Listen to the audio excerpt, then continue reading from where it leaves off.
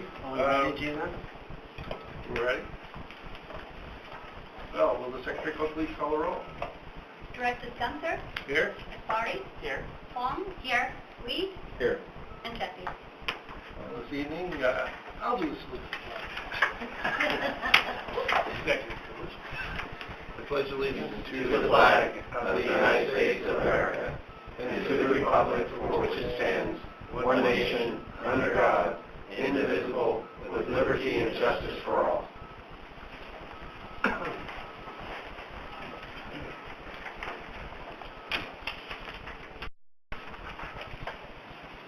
This evening is a finance public workshop, and first item on the agenda is public comments on matters for this notice special agenda. Public comments? No comments. No comments. Okay. I guess I'm going to turn it over now to the general manager. Director Sethy will be here. He indicated that he might be about an hour late, so I would assume it's around 5 o'clock. Do we want to take maybe item 5 first, or do we want to press ahead with the... I think we can just press ahead. And that's we shall do. Let us go ahead and press ahead with item 4. Thank you, Vice President Gunther. First of all, I'd like to welcome a member of the public this evening, as well as staff and our consultants. Thank you, and the board. Thank you very much. So this is the 4th financial workshop that the Board of Directors have convened in 2018, covering a broad array of finance-related topics, including development charges, water rate structures, for example, tiered or water budget-based rates, possible stage rates, which some people would call drought rates or drought surcharges, and the district's budget. So the goal of these workshops is for the board to discuss and evaluate how to best position the district moving forward to be financially responsible and resilient in the changing water supply and economic environment that is not only impacting ACWD, but all water agencies throughout the state. So the plan for this evening is that our consultants, Raftellus Financial Consultants, will review some information that we've covered to date, and then there'll be opportunities for the board to provide input on district policy for meters upsize for fire flows, and review of policy objectives and water rate structures. And although workshops are less formal than our regular board meetings, and the board welcomes the public's input, so if you do have any input, feel free to get our attention. We do have a lot of ground to cover this evening, so we should get to it. So I will turn it over to our Manager of Finance, Jonathan Wunderlich, who will be our tour guide for the evening. All right. Well, our agenda for the financial workshop presentation is, as we start out each workshop, just a recap of where we're at in the timeline, what's been covered, what's still to be covered. Then we will be discussing tonight service charges for meters upsize for fire flows. And then the rest of the meeting will then focus on rate structures, rate structure alternatives, the feedback the board provided at the April workshop on policy objectives, and how those might feed into options to consider for future rate structures. And that's really where we see a significant amount of the discussion occurring this evening. Is probably really on the second and third to last bullet points up here, just the recap of the policy objectives from last time, and then talking about how that feeds into rate structure alternatives. In terms of specific board guidance we're looking for this evening, one is on a policy on meters upsize for fire flows, hoping to get board feedback on that. And then when it comes to water rate structures, we would like feedback on fixed service charges, meaning kind of the percentage of rate revenue that would be coming from fixed service charges. And then from commodity charges, the primary discussion that at least we're sort of presenting for this evening is between the uniform rates we currently have and tiered rates. and then stage rates, which Mr. Shaver briefly introduced in his opening remarks. And in terms of sort of a staff perspective on how much progress we make on these things, I think we do have a specific recommendation on stage rates. We do not have a specific recommendation for this evening on commodity charges or the service charges, but we would hope to have a good enough discussion and get clear enough feedback to hopefully narrow the list of choices that we would then be doing more formal analysis on to present to the board at a future workshop. In terms of where we've been so far on these workshops this year, back in February, when we kicked it off with a workshop that focused on development charges. And then in April, we had our initial overview on water rates, and that's where we received the board policy objectives that fed into the structures we'll be discussing this evening. We had the May workshop to discuss the budget as well as the updated capital improvement program. And then highlighted blue is where we are this evening, July 26th, with an overview of water rates design. And then in terms of future workshops, we do have scheduled on August 15th a discussion of different financial planning model scenarios. So we are not planning to discuss this evening alternative options, say on paying off our unfunded liabilities or our approach to water fix or the state water override tax. We do know these are items of significant interest to the board, and that is why we've scheduled that separate workshop to allow for a full discussion of these topics. And then September 27th is essentially a placeholder depending on the amount of follow-up and additional conversation that needs to occur on these items. And then per, I think, sort of the board tradition in December, we'll be looking at the workshop to hopefully make some decisions on the specific rates and structures and charges to notice to the community in advance of the public hearings that would potentially occur at the regular board meeting in February of 2019. So with that, I will now turn it over to our consultant, who is going to be leading us through most of the discussion this evening. And I'll hand the flip over to. Thank you, Jonathan. Good evening, President, board members, staff, public. So I'd like to present there's basically two parts of the presentation Jonathan mentioned. The first is the fire flow, and then the next will be the meter and commodity charge and appropriate rate structure based on the policy inputs that we receive. So with fire service, first we want to understand what is the current policy or approach that we've been implementing in the district. And the current policy is basically, first, as we know, there's new government California standards associated with fire flows, so that certain houses at certain sizes now need a fire sprinkler. Because they need a fire sprinkler, they need a larger meter. And sort of the general discussion that's happening in the water industry is how do we deal with that upside to that larger meter? And there's different approaches out there. And the question is, which approach should we do? And what you currently do is that any meter to a single family residence that has been oversized to accommodate a fire sprinkler is built at the smallest meter, but not less than 1 inch. And that could provide adequate service absent of the fire sprinkler. So that's language that we came up with. Another way of thinking of it is easier, I think, is example. So if you have a 1 inch meter or larger due to fire flow, it's typically reduced to a 1 inch meter.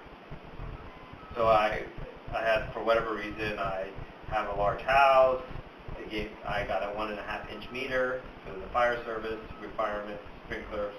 Right now I'm charged as a 1 inch. If you have a 3/4 of 1 inch meter, it's basically charged actually at that use.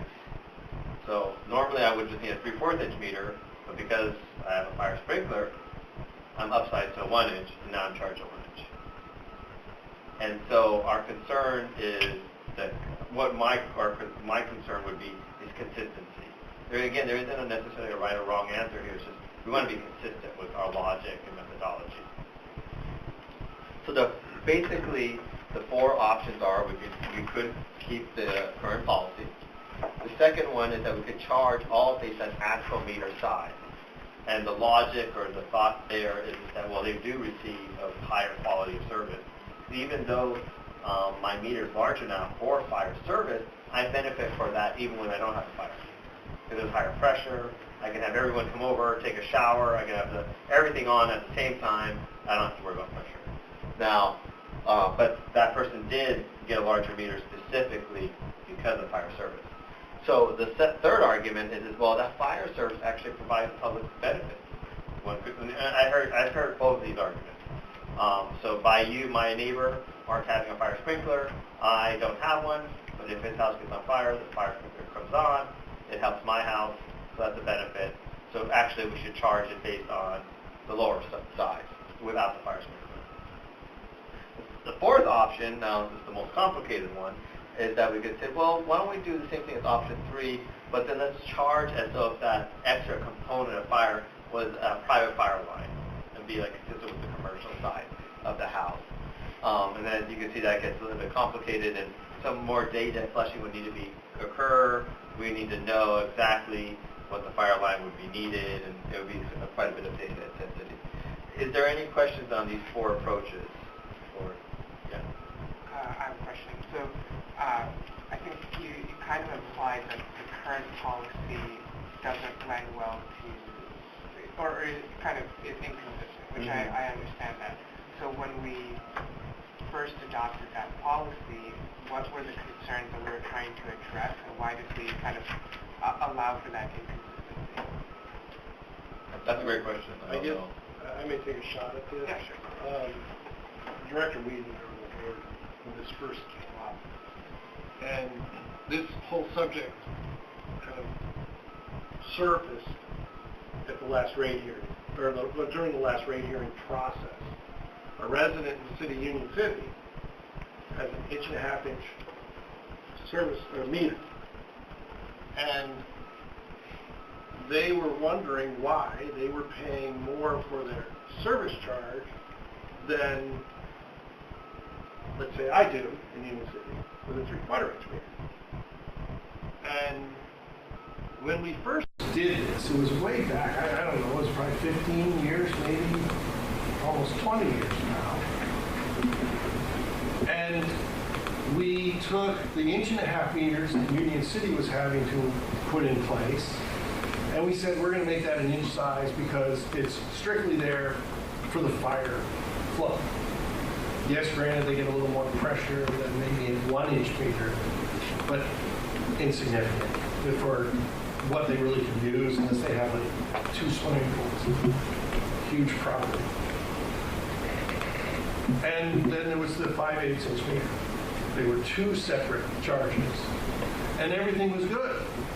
But the service charge was also, I don't know, $20 at the time. So the service charge was small, and they were close. They weren't that much different. But today, if you look, it's a $30 difference, $28 difference. That's kind of getting significant. It has grown over time, and so a homeowner with a 1.5 meter being charged at the inch rate is looking at the fact that they use the same amount of water, or less actually, than, let's say, I do. Because during the drought, they were conserving. And they're looking at it saying, well, geez, I'm using, significantly less water. And I cut back, and yet I still get charged $30 more than the guy down the street who has the 5-inch or the 5/8 or the 3/4-inch meter.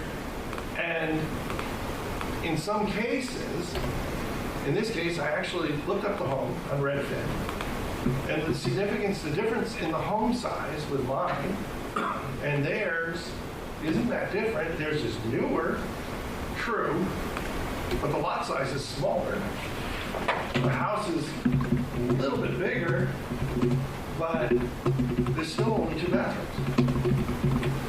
Yes, they can flush their toilets and take their shower, probably run their washing machine at the same time, or maybe I can't do that. The reality reality is how often do I do it? So I look at it as a fairness issue, and that's why I've raised it.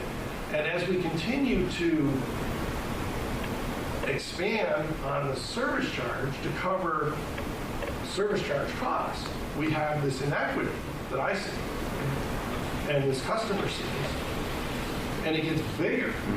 Right. I mean, I was a swing vote on a 100% service charge increase, and I didn't see this back then. I didn't see it coming.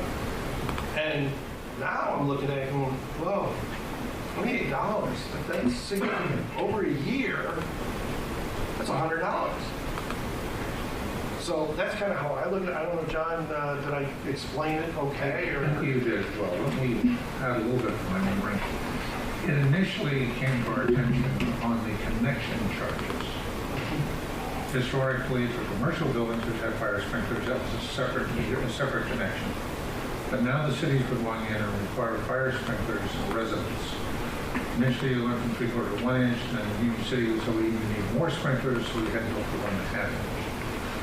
So the question was, should we charge a higher connection charge per meter for a capacity that we hope will never be used? And in fairness, we said, no, we're not going to charge an extra sum for a larger connection fee for something we hope never will be used. Unfortunately, it made up my mind at that time in discussions as to what we would do with the ongoing bills on the service charges. And as the service charge is increased, hopefully it will increase greatly more, that disparity becomes more significant. So it's really trying to look at a capacity that might be there, but would not be left for issues that we would hope will never be used. And it's an opportunistic bill. So I would support not charging a higher service charge for residences above whatever level. And I'd like to look at the 3/4 to 1 inch. I think 1 inch is becoming more standard on the homes, particularly the modern ones, which do have these fire sprinkler systems. In any case, going to probably get some guidance from staff on what the industry norm is. So, if I may, just a little bit about the history of what happened. I think Directors Reed and Gunther nailed it on the development fee aspect. We stayed to find well-needed connection fees. And Director Gunther makes some good points about the ramifications of it at the time of the policy were not very large. But just a little bit of additional information. So for the longest time, the standard meter size for residential units was 5/8 inch. And thousands and thousands of homes were built with 5/8 inch meters. Around the 80s and 90s, sort of the McMansion type homes became in vogue as the hills started becoming more developed, and we started seeing some homes go in with 1 inch meters even before the sprinkler system ordinances were adopted by the cities. Union City was an early adopter of a sprinkler system ordinance and settled in on an 1.5 inch meter. And although I wasn't specifically involved in the decision, what I'm sure district staff was thinking at the time, seeing that 1 inch meters were used for unsprinklered large homes, it made sense and it was easy to administer that you would just assume that a 1 inch meter could serve just about any home in the district for non-fire flow type water. Slightly later, when the cities of Fremont and Newark started getting involved, the ordinance and the fire flow requirements became more refined, and the cities became a little more flexible in terms of whether it's a retrofit construction or new construction, and how many sprinkler heads working simultaneously did you have to design for. So now we see homes that are sprinklered with smaller, 3/4 inch meters because they were retrofitted with sprinkler systems because the homes have been significantly modified. So that's kind of how it evolved. Just to give you the background information. Yeah, no, that And I want to clarify that the difficulty I have with this isn't that I want all homes to be charged to the lowest meter rate. Because the problem is there are some homes that have been built that have these inch or inch and a half meters that actually use them. And so, as far as I'm concerned, they can pay for it. You know, if you got, I've seen them, they're huge. And equity-wise or fairness says, no, you should pay for that additional capacity and flow. The problem has become, and this happened in Union City in some cases, if I remember correctly, was people would retrofit their house, have to put sprinklers in because they did an earthquake retrofit, and all of a sudden had to size up to an inch and a half meter, and their water bill, their service charge, jumped overnight. Now at the time, like we had talked, it wasn't that significant. But as we continue to raise our service charge, this becomes more and more significant, and the inequity, in my opinion, strictly my opinion, becomes greater. Now, like I said, the problem I have is that, yes, some homes do use that capacity, and I do feel that they should be charged for that capacity. That's the flying away. I would come back at it and saying you can over-administer almost anything. And the fact that you have some exceptions to the rule doesn't mean that you have to build the rule around the exceptions. That you try to come up with what is fair and equitable and can be administered in a reasonable manner. Right. So I would not worry about the person that gets an additional advantage. So maybe we should kind of continue so you can see the financial aspects of the various options. I do have a question. On the slide, can you define demand without fire flow requirement? I would assume a household of 4, or are we using actual? No, so what basically the typical way that most agencies implement this kind of policy is they essentially assume that you could be served by a meter that is one size smaller. And so if you have a 1-inch meter that serves fire flows and your normal use, you could be served with a 3/4-inch meter. If you have a 1.5-inch meter that serves both, you would be able to be served by a 1-inch meter. So for example, like Director Gunther, these folks that have 1.5-inch meters, we would probably not automatically reduce them all the way down to a 3/4. They would probably have to take some proactive step, and we would have to do some sort of verification to make sure that they really could be served by a meter that's 2 sizes smaller. Or in some cases, there might be somebody out there with a 1-inch meter that really needs the full 1-inch meter size, and even though it's serving both, maybe they wouldn't get a reduction. Although typically what you're going to find is a 1 meter size reduction. And so these numbers here are based on essentially all of our 1-inch meters today being, not all of our 1, but all of our 1-inch that serve fire flows in addition to the normal residential use being charged then at the 3/4-inch.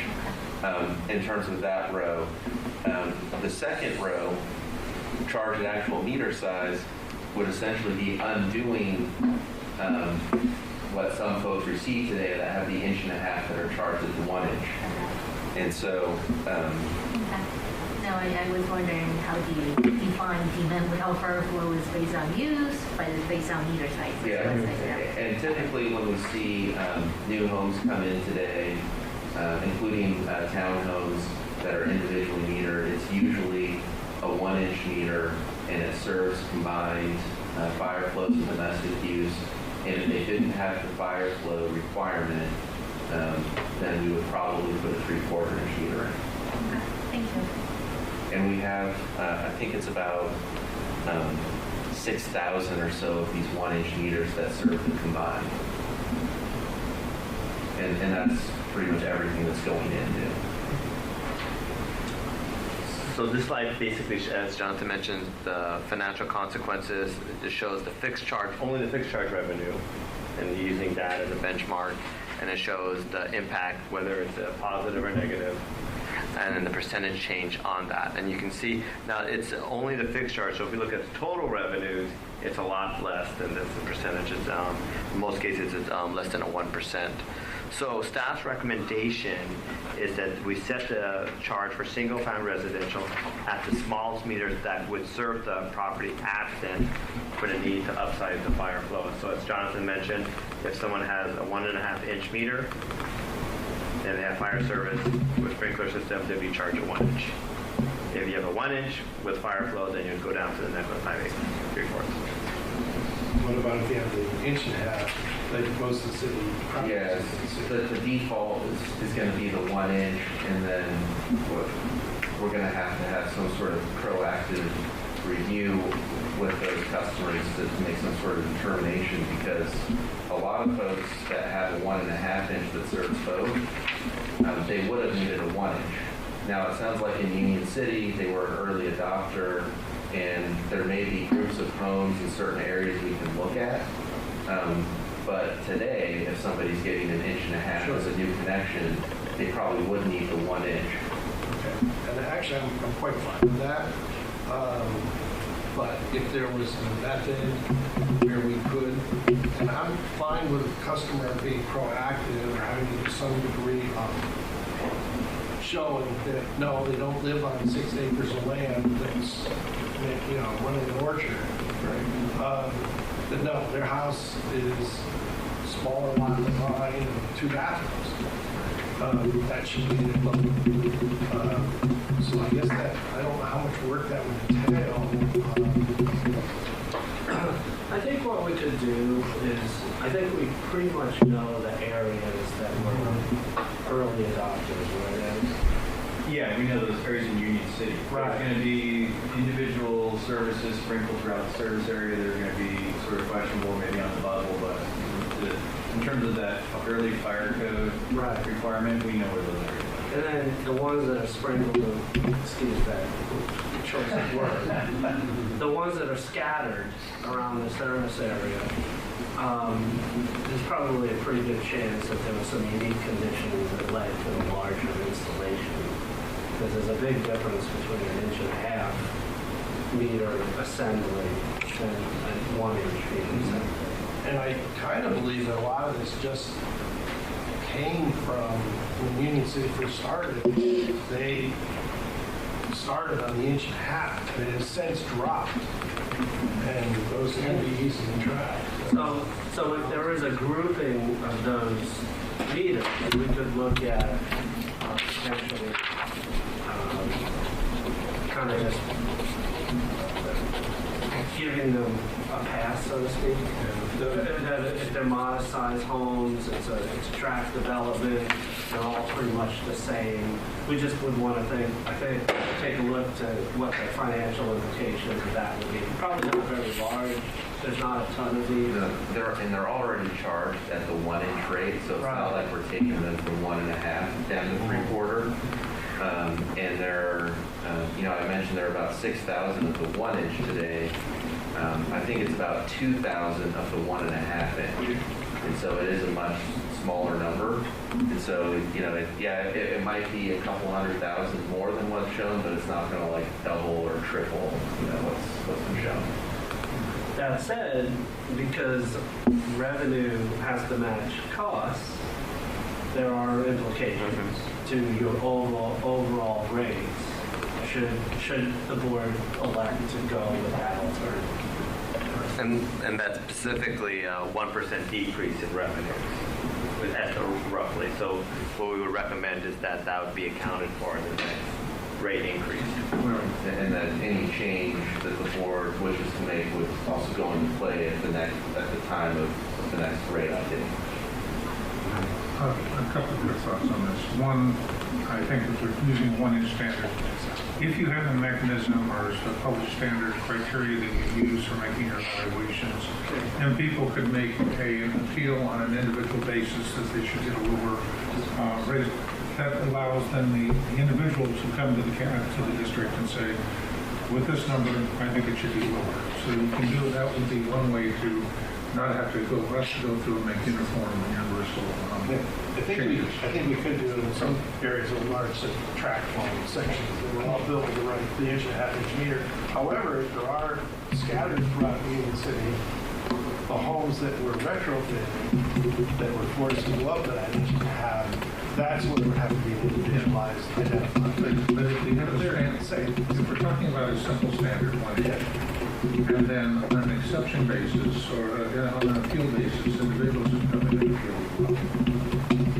I have trouble with the argument on the covered surcharge because there's no relationship between the way we structure our rates with the service and commodity charges that are actual expenditures. So that's going to be discussed later, but that I think is an invalid argument. Well, we're still going two-thirds commodity. Well, no, I understand. Service. So we're going to talk about that in a second. So maybe we can I think we want to put a bow on the fire. And it sounds like we got a recommendation. Maybe too forceful there. So Sanjay, maybe since President Sethy just arrived, can you summarize where we think we landed? And just say, and then it would be great to try to get feedback from all 5 board members as to whether or not they're comfortable with where we are. So the question is how do we charge for people who have fire service? And as you know, the meter's upsized for the fire sprinkler. There's different approaches out there, and from a rate setting perspective, what I would like is something consistent. That would be my recommendation. So you have flexibility in which choice to do. We want to be consistent. That's just so that in case something shows up later, we have consistency. So we have 4 options on the table. The first one is to maintain the current option where certain meter sizes, specifically 1.5 inch or above, is charged at 1 inch. And if you have a fire sprinkler that's 3, 4, 5, 8 inch meter that's upsized for 1 inch, you're not downsized. You're charged whatever it is. So that's the current policy. The second one is that we charge a base all on actual meter size because they do receive a higher level of service. The third one is charged based on what would they need what would the meter size be without the fire sprinkler. So basically we would downsize the meter to the one below that. The third option, the fourth option is the most complicated one, where it's the same as option 3, but we add in as though the fire sprinkler was a private fire line, and we charge based on that. And the next slide shows the financial implication based on the fixed charge, which may look a lot in percentage terms, but overall revenue, it isn't much. We're talking about 1%. What staff's recommendation is that we do basically option 3, which is basically we charge based on what would the house need if they didn't have the fire sprinkler service. So we would automatically go down to one size meter. That would be consistent. It would also, most new residents that have a 1 inch service lines for fire, domestic and fire, it also allows that the financial consequences would be a 1% reduction in revenue, so that would need to be dealt with. Now there are some nuances as discussed about certain development that occur where they jumped, instead of going to a 1 inch, they went to a 1.5 inch. And the question is how to deal with that. And based on the dialogue I've heard is that we could have an exemption program for those people where they would self-report and ask for that to provide documents. I'll say I like the staff recommendation to go down with the either blanketing or individual. However, another problem I see with this, not necessarily a bad problem, but a problem, is the proposed regs. There's a portion of the service area that is going to be less, 1% less of whatever we do on our regs. And messaging that will be interesting, and I'll just leave it as interesting. Yeah, no, it does create sort of an issue because you've got 90% of your customers who are not influenced by this policy. Now, on average, they're going to have to pay 1% more if we go ahead and make this change. Again, I would disagree. If you look at the rules, we're trying to right-size our structure for each individual, and it's not a zero-sum game.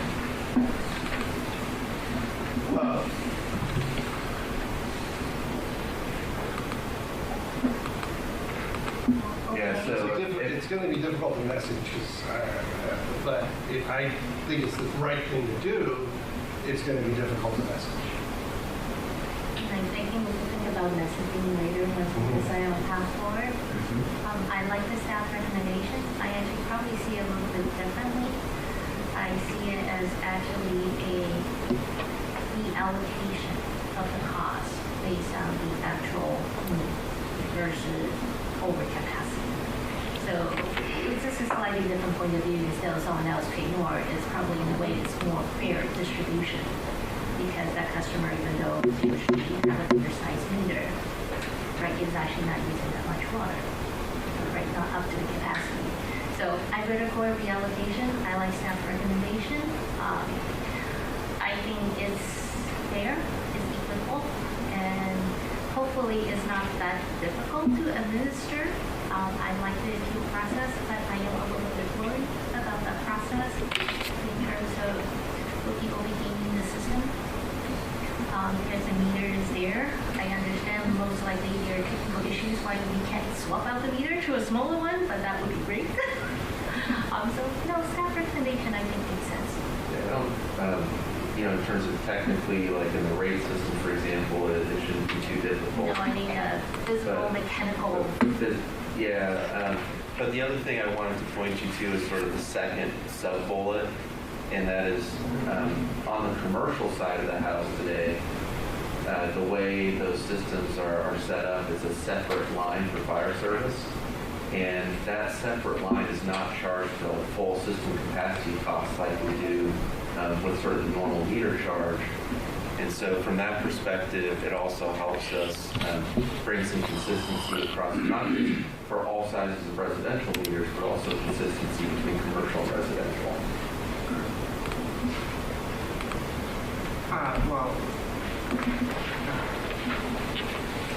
I'm comfortable with the staff recommendation. I mean, I think there are legitimate grievances for folks who are paying significantly for capacity that they're really not using. The one area where I have a little bit of concern is kind of the administrative risk, kind of like Director Huang was saying. Do you anticipate that there would be an issue with folks kind of misrepresenting what capacity they would actually need? Well, it wouldn't necessarily be a situation where somebody can just show up and say, I think I really only need this, so that's what I want to charge. I think the default would be that you essentially get a 1 meter size reduction. There are perhaps some of the early adopting neighborhoods, developments from that era that could be identified essentially for a 2 meter size reduction. But aside from that, it's probably something that we would have to evaluate. Yeah, I'll just leave it there. That I'm comfortable with the staff recommendation. Can I ask a question? You indicated that we have the ability to analyze a home. Is there a criteria that we use? We can show the people the criteria that are being used to determine the amount of water they need. Well, it wouldn't. A decision like this wouldn't be based strictly on how much water they actually use. No, not the use, but what we would take a look at their facility and how we would determine the appropriate size of the meter for that house. If they claim that they are in a unique situation, they're really going 1 inch, they should go 5/8 of an inch because they have such a small unit on their property, whatever it might be. But is there an objective criteria that we use now to make that evaluation that we can share with them? We don't do that now. That we don't analyze water demands and adjust the service charge. It's a capacity-based charge. And what we're proposing is to not necessarily go there, but instead to have the default be the charges based on 1 meter size down, except for the areas that we know were early adopters and they're basically 2 sizes up from that. Determine what that is. We don't expect a lot of controversy by telling those customers that they're going to get less of a service charge than they used to receive. And then from a staff perspective, I think we're pretty much done. If the board is interested in making service charge somehow dependent on actual use and developing criteria for that, that becomes a much larger project. So the base of my question was, because it would imply that we could go in and do an analysis, and if we currently don't have a criteria, we'd have to create criteria if we did that analysis. So that's not something we currently have in process. No, but say there's a one-off house somewhere that an architect recommended to a homeowner that they have a 1.5 inch meter, and the house is modest, and it's consistent with what 3/4 inch houses, 3/4 inch served houses would be, or 5A served homes. Then I think what Mr. Wunderlich is implying is that, we can look at that and use some judgment and make a determination as staff. Good. I'm supportive of that. Okay. But I think we're not, at least from my perspective, staff is not interested in getting into a lot of analysis of water use and water demands. Of course, you'll have to excuse me for mentioning this. If the board was ever interested in doing that, AMI would be a useful tool.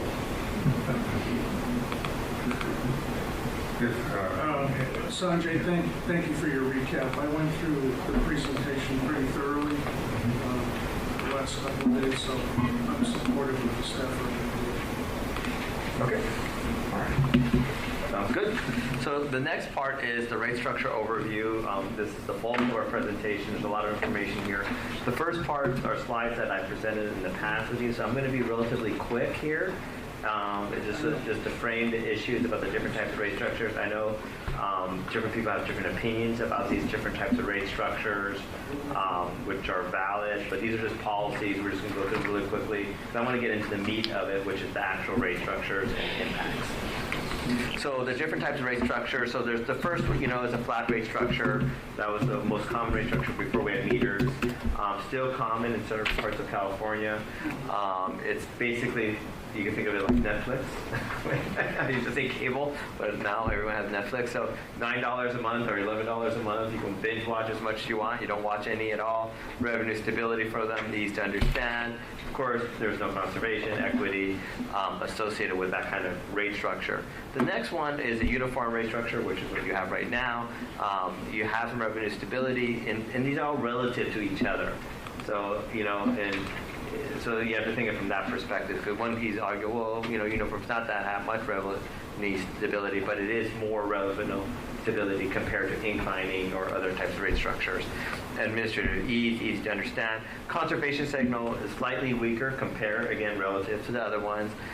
And then the affordability for essential use. Affordability is a big concern, and as you can see in state legislation and in the publications associated with water and the trade industry with AWWA. Next came about was, besides providing information, we want to change behavior. So we have seasonal rates, higher in the summer, summer, low in the winter. I always say it's like gasoline. Promotes conservation in the summer, easy to administer.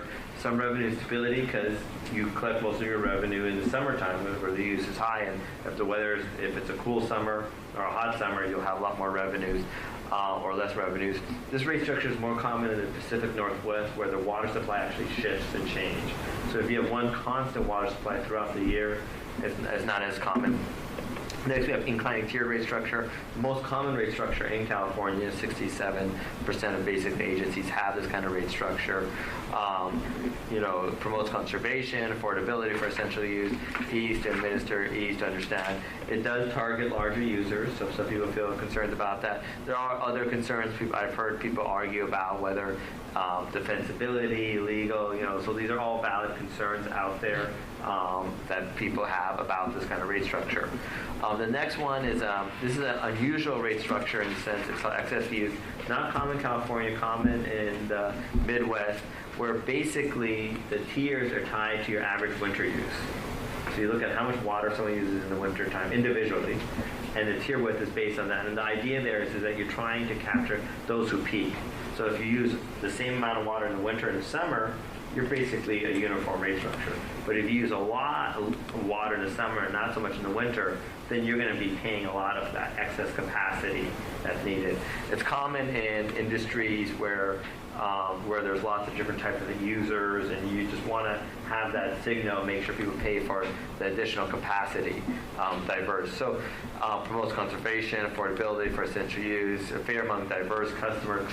But there is that challenge of perceived gaining, because someone could be like, oh, well, I'll just use a lot of water in the wintertime now, and then have a huge tier one, so then in the summer I don't have that penalty. So there's that concern about that. And of course, much harder to understand for your customers.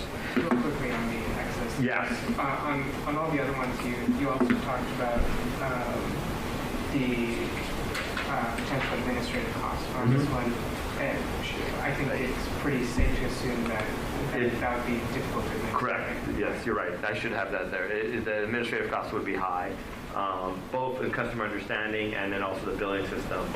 I'm not sure if your billing system, your billings may be able to do it, but there would be some public outreach, testing, and stuff like that. Next rate structure is a water resource management tool called Water Budget, developed during the 90s during drought. San Juan Capistrano, Irvine Ranch were the first agencies that did this. This is a rate structure where you define efficiency. So the board gives direction, this is what we consider an efficient amount of water, and then you benchmark people against that efficient standard. So it has efficiency. You can have that equitability in the sense of water resources, because during drought conditions, you can ask those who are wasteful to cut back to have that drought revenue. And it can have revenue stability too, because you know what's wasteful and you know what you shouldn't be selling. So you can actually do your sales based on efficiency. There are challenges with this rate structure. The first one, is administrative cost, hard to understand. There's also a lot of policy considerations too that certain board members may not feel comfortable with, such as defining efficiency, too big brother, telling people what is appropriate, what's not appropriate. Again, too big brother, and is that your role or not? Is your role just to provide the water, not tell people what to do? So controversial. A lot of people out there have different opinions about this rate structure. Either you love it or you hate it. Your water budget, it strikes me that there's been some interesting and successful applications where they had a managed water system, large landscape. But applying that to a residential uniform has been problematic. And so you can break out water, but you can use water budget for your larger customers. In fact, we developed an AMI system for those larger customers, and we currently have that in place. So that's the overview of the different types of rate structures. I want to now talk about the policies associated with stage rates. This is new information, so you haven't seen this before. So we're going to take a little bit longer, a tad bit longer time to talk about it. I want to first, before we get into the details, I want to make sure we have some language here. So we're calling it stage rates here. Some people call them drought rates. Some people call them emergency rates. Some people count drought surcharge, conservation rates. So these are all the different languages that you hear. But the main thing is rates and penalties. So you see those two words right there in these two different columns. So rates is a financial tool to cover the cost of an emergency, such as a drought, shortfall revenue. And because it's a financial tool, revenue generation, it needs to meet the nexus requirement, Prop 218. And it needs to show there's a cost basis for that. You need to put that in Prop 218 notice. You have stages. You adopt them. You may not implement them right away, and then later on you implement them. So that's stage rates. Penalties, on the other hand, is an enforcement tool. So this, in your ideal world, you don't charge anyone a penalty. Everyone's following the rules. It's similar to a speeding ticket, going through a stop sign. You hope everyone follows the rules when you redrive. So it's a non-revenue generation tool because everyone should follow rules. We hope so. And the violation is not based on cost of service. It's the reasonableness argument. And it's the amount we think is reasonable to charge people for that penalty. And I give an example of here is the city of Santa Cruz during their drought situation. Now, Santa Cruz is an extreme situation because they're not connected to any aqueduct, state water project. They are 100% rainfall and storage. And because of the drought that happened in 2015, they didn't have any water, literally. So they had to put penalties in. And the penalties were pretty strict, where if you use 10 units and above, you got charged $25. And then once you went above that 1 unit, then you got charged $50 per unit. So it's a penalty. We do not, an ideal world, we don't want to go down. Some agencies try to combine these two together. I recommend that we don't, and we separate them. One's a financial tool, and one's a change of behavior. Can I also assume that if you implement penalties like that, because it's meant to not be revenue generating, you can't actually use those funds for O&M? So there's some legal constraints associated with what you can use the revenues for, and it's the type of penalty and the how you adopt it, the sort of that. So so Pat would need to chime in here, but most attorneys I've heard said that it's appropriate to use it for conservation programs. But Pat would need to provide. That's consistent with what I've discussed with General Counsel.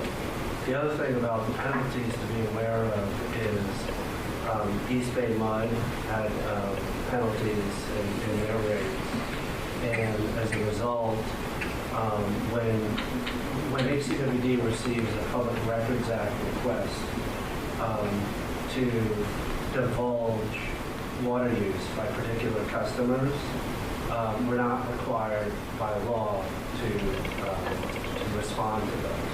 And traditionally we have not, to protect the privacy of our customers. But when you go down the road of penalties or a violation, then like East Bay Mud found, you're open to what they call name and shame type campaigns, in which they had to divulge information, and some of it became newsworthy. So I'm not opining on whether or not that's something that's good or bad. It's just something the board should be aware of should you want to implement penalties that issue comes up. Very much. We did not do penalties last time. You had no history of penalties. But we did have nuance or this difference within what you described as stage rates. And we called it a drought rate rather than a stage rate. In my prior discussions I had, I understood it, the stage rates were to be based on a loss of revenue to make up the revenue to continue the operations. Where last time we made an argument that we had increased expenses. And we did it under a drought designation, which meant that when the drought was declared over, we dropped that rate.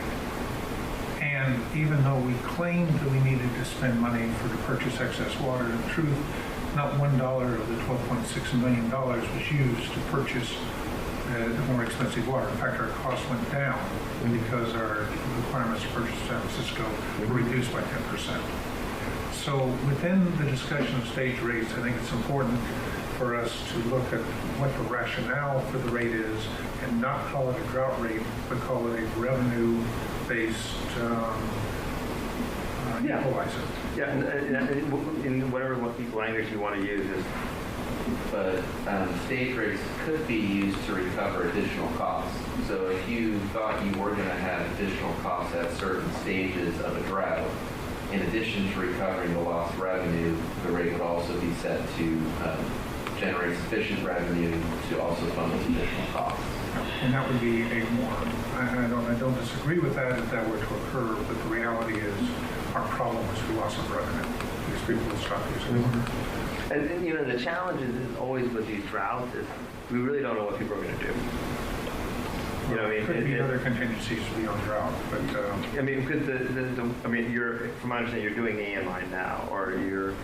We're in the process of implementing the early part of the process of implementing. Okay. So, but just think about we're in the midst right now writing an article about the drought that happened in 2015 and how people responded. And you know, the thing that's interesting is a lot of agencies responded very quickly to the drought, and I think more quickly than they had hoped. Well, what happened? 30% reduction in sales, but you know, and it's because people really don't have. I mean, if you think about it, we don't know how much water we use, right? We don't. There's no. It's not like a phone where we have instant information. And so people, what they do is just stop irrigating, or they just irrigate only once a day, or whatever. You know, so it's hard to know what customers are going to do. So you plan for the worst, and you hope for the best. So what's the worst case scenario? We have to buy direct SFPUC water. I think you pointed on another point here, that rate-based conservation has been proven in my mind not to be a valid argument. That people do not adjust their use based on rates, but they based it on the media and the community responsibilities. The cost is just basically too low, and there have been numerous studies, including ourselves. We didn't have tiered rates. We saw the same conservation of those who did have tiered rates. So it complicated it, and really was a false argument. But so this does not necessarily apply tiered rates under stage rates. We're talking about rates that will be adjusted to compensate for people not using water. But I would also argue that if we had a proper balance between our fixed charge and our commodity charge, this discussion becomes irrelevant and academic. Because we're not billing our expenses as we incur them. We have not matched our revenues and our expenses. In fact, we're flipped the opposite way. So there's 4 different approaches with stage rates that we could do. The first is that we could put it on fixed charge. So so what we're talking about here, just I want to make sure, is that in your urban water management plan, you have stages there. We're going to tie to these stages. So those are water management, dictate certain things to occur. We're going to put that in the financial plan, understand the financial consequence of that, whether that's reduction in revenue or increased cost because of staff or purchasing water. We understand that additional cost. We know what we hope everyone's using is on the stage. And then we figure out how much revenue do we need additional to make ourselves whole again. And we can either assess that charge on a fixed meter charge. And this is an example, $15, but it's a bit high, but we could do that as an example. Another approach is we can put it as a uniform commodity. The third approach is that you can do it as a percentage of the rate now, because we have a uniform rate. Option 2 and 3 are basically the same. Or you can do a tiered rate structure, which is what we did last time, as you recall. So just clarify, stage rate will only be triggered by an event. Correct. This is in addition to our normal bill. Correct. Stage rate will only be triggered, such as a drought or whatever event that we choose to. It would be, that's right, it would be the board declaring that we've entered a certain stage of water shortage emergency, sort of as reflected in our urban water management. I sure it's clear since we're talking about discharge and commodity charge. Just want to make sure that this is a special event charge. Correct. That will only go into effect if there's a trigger. And you still have discretion whether you implement it or not. Okay. So it's in your back pocket. So you may. Yeah, so the premise in this case is that, say the board decides to adopt a 3-year rate adjustment, Prop 218 notice, go through the whole process. In that Prop 218 notice, the board is basically pre-adopting stage rates. Should, a water supply emergency or a drought or some other event happen, it's approved in advance so that it allows the board to be nimble and act quickly, as opposed to having to go through a whole Prop 218 process, which, we discovered in the last drought can take a month or two to go through the process and do a rate study and then do the Prop 218 45-day period and all of that. So what we're looking at here is sort of pre-adopting those should something like that come up. And it's even more important if you want to do multi-year rate adjustments because the period of time becomes, longer and you've kind of prepared yourself should something happen in that period of time. I'm beating a dead horse here, but the only reason we have to do this is because of the dysfunctional rate structure we have, which doesn't match variable cost with variable income and fixed cost with fixed income. And the failure to do that, I believe, is not only non-transparent, it's okay, but I would suggest would not. I'll be interested to see when that is challenged under 218 and whether it can even survive. Because as an industry, we have mismatched those. I think I guess we're beating a dead horse. I think majority director of this board disagree with your assessment on the split between fixed and commodity charge. But I would suggest that we move on since we're not talking about rate. Well, I think we agree that we're not in balance. We do not balance our. If I may, I think what the board has agreed on is that revenue stability is important. Mm-hmm. And this is one way to achieve that. Yes. So there's Sanjay, before you move on, I would just like to express, and I know you have a strong economics background, so correct me if I'm wrong, but when I've managed product lines and costing out pricing things, of course you're always looking production-wise where marginal revenues is equally marginal cost of your business, right? And there are sudden shocks that can happen at any time to your product line. And so I kind of agree with Director Weed. I understand what he's saying. I'm trying to address the loss of revenue, but I feel, as I've expressed in the past, that we're fairly balanced in the firm revenue that we have coming in, fixed service charge, property taxes, and what the baseline water revenue is coming in, like at the bottom of the drought, right, wintertime. So we're up near 80-85% in terms of meeting our predictable costs. So it's only the other 15% that we're worried about, right? And that's where the stage rates can come into effect. So this is the way that I look at it, and I'm trying to help my fellow board members out here. So when you have a shock to the system, it could be an economic downturn, it could be a drought, it could be a combination of both. You don't know what's going to happen. What I think is hard to perceive, Director Weed is saying we need to cover our costs, right? And we weren't doing that in the previous drought. We were trying to make up loss of revenue. But when you're running a product line, can be anything, a consumer product, you always have to think about what is the cost of lost opportunity. And That's the cost that we're trying to make up. That's the intangible cost that is really hard to define. Is you have your tangible costs, and because we had a reduction in water demand, our costs went down. But there's this other cost that has to be recognized, which is the cost of lost opportunity, the cost of the lost revenue, which is a real cost. And so, Director Weed, you're saying loss of revenue, but in my mind, I say that's a cost of what happened in the business, and we have to make up the cost. That's how you do it through staged rates. So we're gonna get into this, like fixed and variable, in the next section. Yeah. So if everyone's comfortable, can we?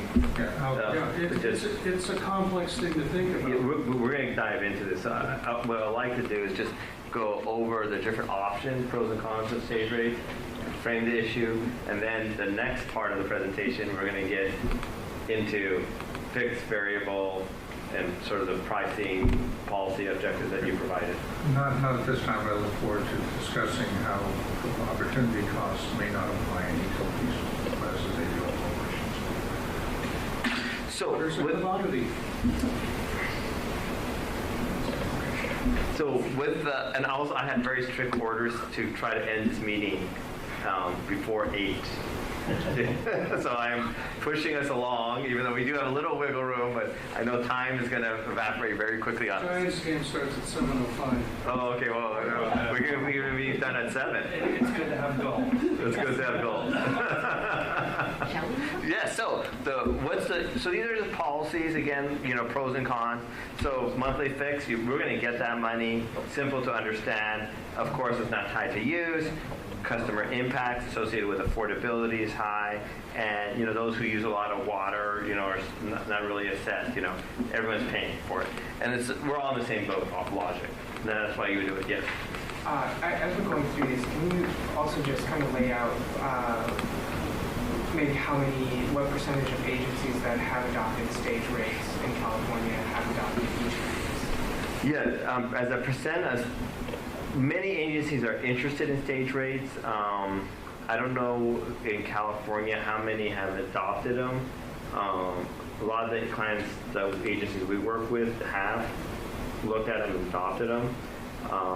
So I don't know percentage-wise. Now with this one, I can tell you, Santa Cruz, for instance, did this one.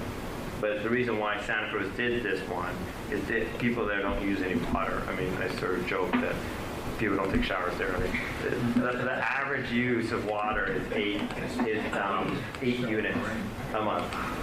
I mean, your average use is 8 units a month. It's 16 units a building cycle. Yours is average is 16? Yeah, for residential. No, for the whole. Oh, with commercial. Including commercial. Yeah. Oh, yeah. And landscape. Yeah, it's going to be higher. Yeah. So everyone. Yeah. So if you just look at residential, it'll be even lower. So people just don't, use much water there. And then they also had an issue with debt issuance. They were issuing debt, and this gave a signal to the debt issuance. The second one is a uniform one, where you basically charge across. It sends a conservation signal, so that's the pros of this from a policy perspective. You generate higher revenues from those who use more water. Again, simple to understand. There's some volatility because we don't really know what people are going to do, right? And there's some moderate affordability with affordability. The next one is a uniform. This one, the next one is a uniform percentage. This is assuming that you have an inclined tiered rate structure already in place and you do it as a percentage. We've seen this common in some agencies in the San Diego area, and I can't remember which one we did it for. I think we did it for Orange County. That would be Trabuco. So it sends, again, a larger target to higher end water users. Customers have the ability to control their bill, minimal impact to affordability, but now you're much more exposed to sales. We don't know what's going to happen with sales. The last one is what we did last time, which is an inclined tier, targets higher users. Customers have the ability to control the bill. I know that was one thing I heard. I remember hearing from the board why they like this approach, and also the minimal impact for affordability because we didn't have a charge. We had indoor needs. Now, this is the most volatile to revenue, and that was a concern. That's what happened last time. And it is complex and hard for customers to understand. So this next slide basically shows you all the different pros and cons with each approach. What I generally ask people to do is not to focus on which one has the most stars. So remember, stars are better, right? But focus on the objectives. So which one do I really care about from an objective? Do I care about affordability or revenue stability, ability to change the bill? And then based on that, 2 or 3, that will dictate which one to go to. But no, we addressed affordability last time with the zero tier as opposed to a confinement charge. So zero tier confinement across the board to all users. Okay. So now we're going to go into the board ranking and policy objectives. As you recall, we asked each one of you to give us inputs about what do you care about. These are the objectives we asked you to rank, and you provide them at the meeting, right? And what we've done now is summarize that. So one thing I've done is I've sorted it from the most important to the least. So that's the total right over here. So not in the same order as the prior slide. And you can see the ranking. What, to me, is the interesting thing is when I do this, is I look at how the relative change in the numbers and where does it split. And so to me, you see 21, 19, 18. So these 3 numbers are very similar. These numbers are not so similar. So conservation is not a driver right now.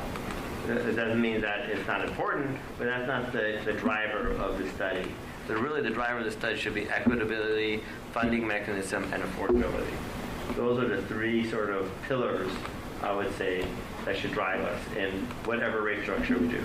And so whatever we decide, we should always ask ourselves, are we achieving these 3 things? And if we are, then we know we're in the right path. If we're not, then it's okay to deviate, but then we should ask why we're deviating from these 3 policy objectives. So the other thing we asked you to do was to put circles around these, right, and rank them. And so what I've done here now is I ranked them. I put them in order based on the policy objectives that I just showed you before, and based on the numbers that you provided. So the most important is comply with government regulation and guidelines. Of course, that's important. So we're going to do that no matter what. The next one's allocating water supply equitably. That's what was stated, we heard. Ensuring financial sufficiency, enhancing revenue stability, and then crafting for affordability. These are sort of what I would say are the 5 sort of detailed objectives of this. And I just want to recap, what does this mean? So government regulation, yes? But no, okay. Government regulations, that rate should apply with Prop 218.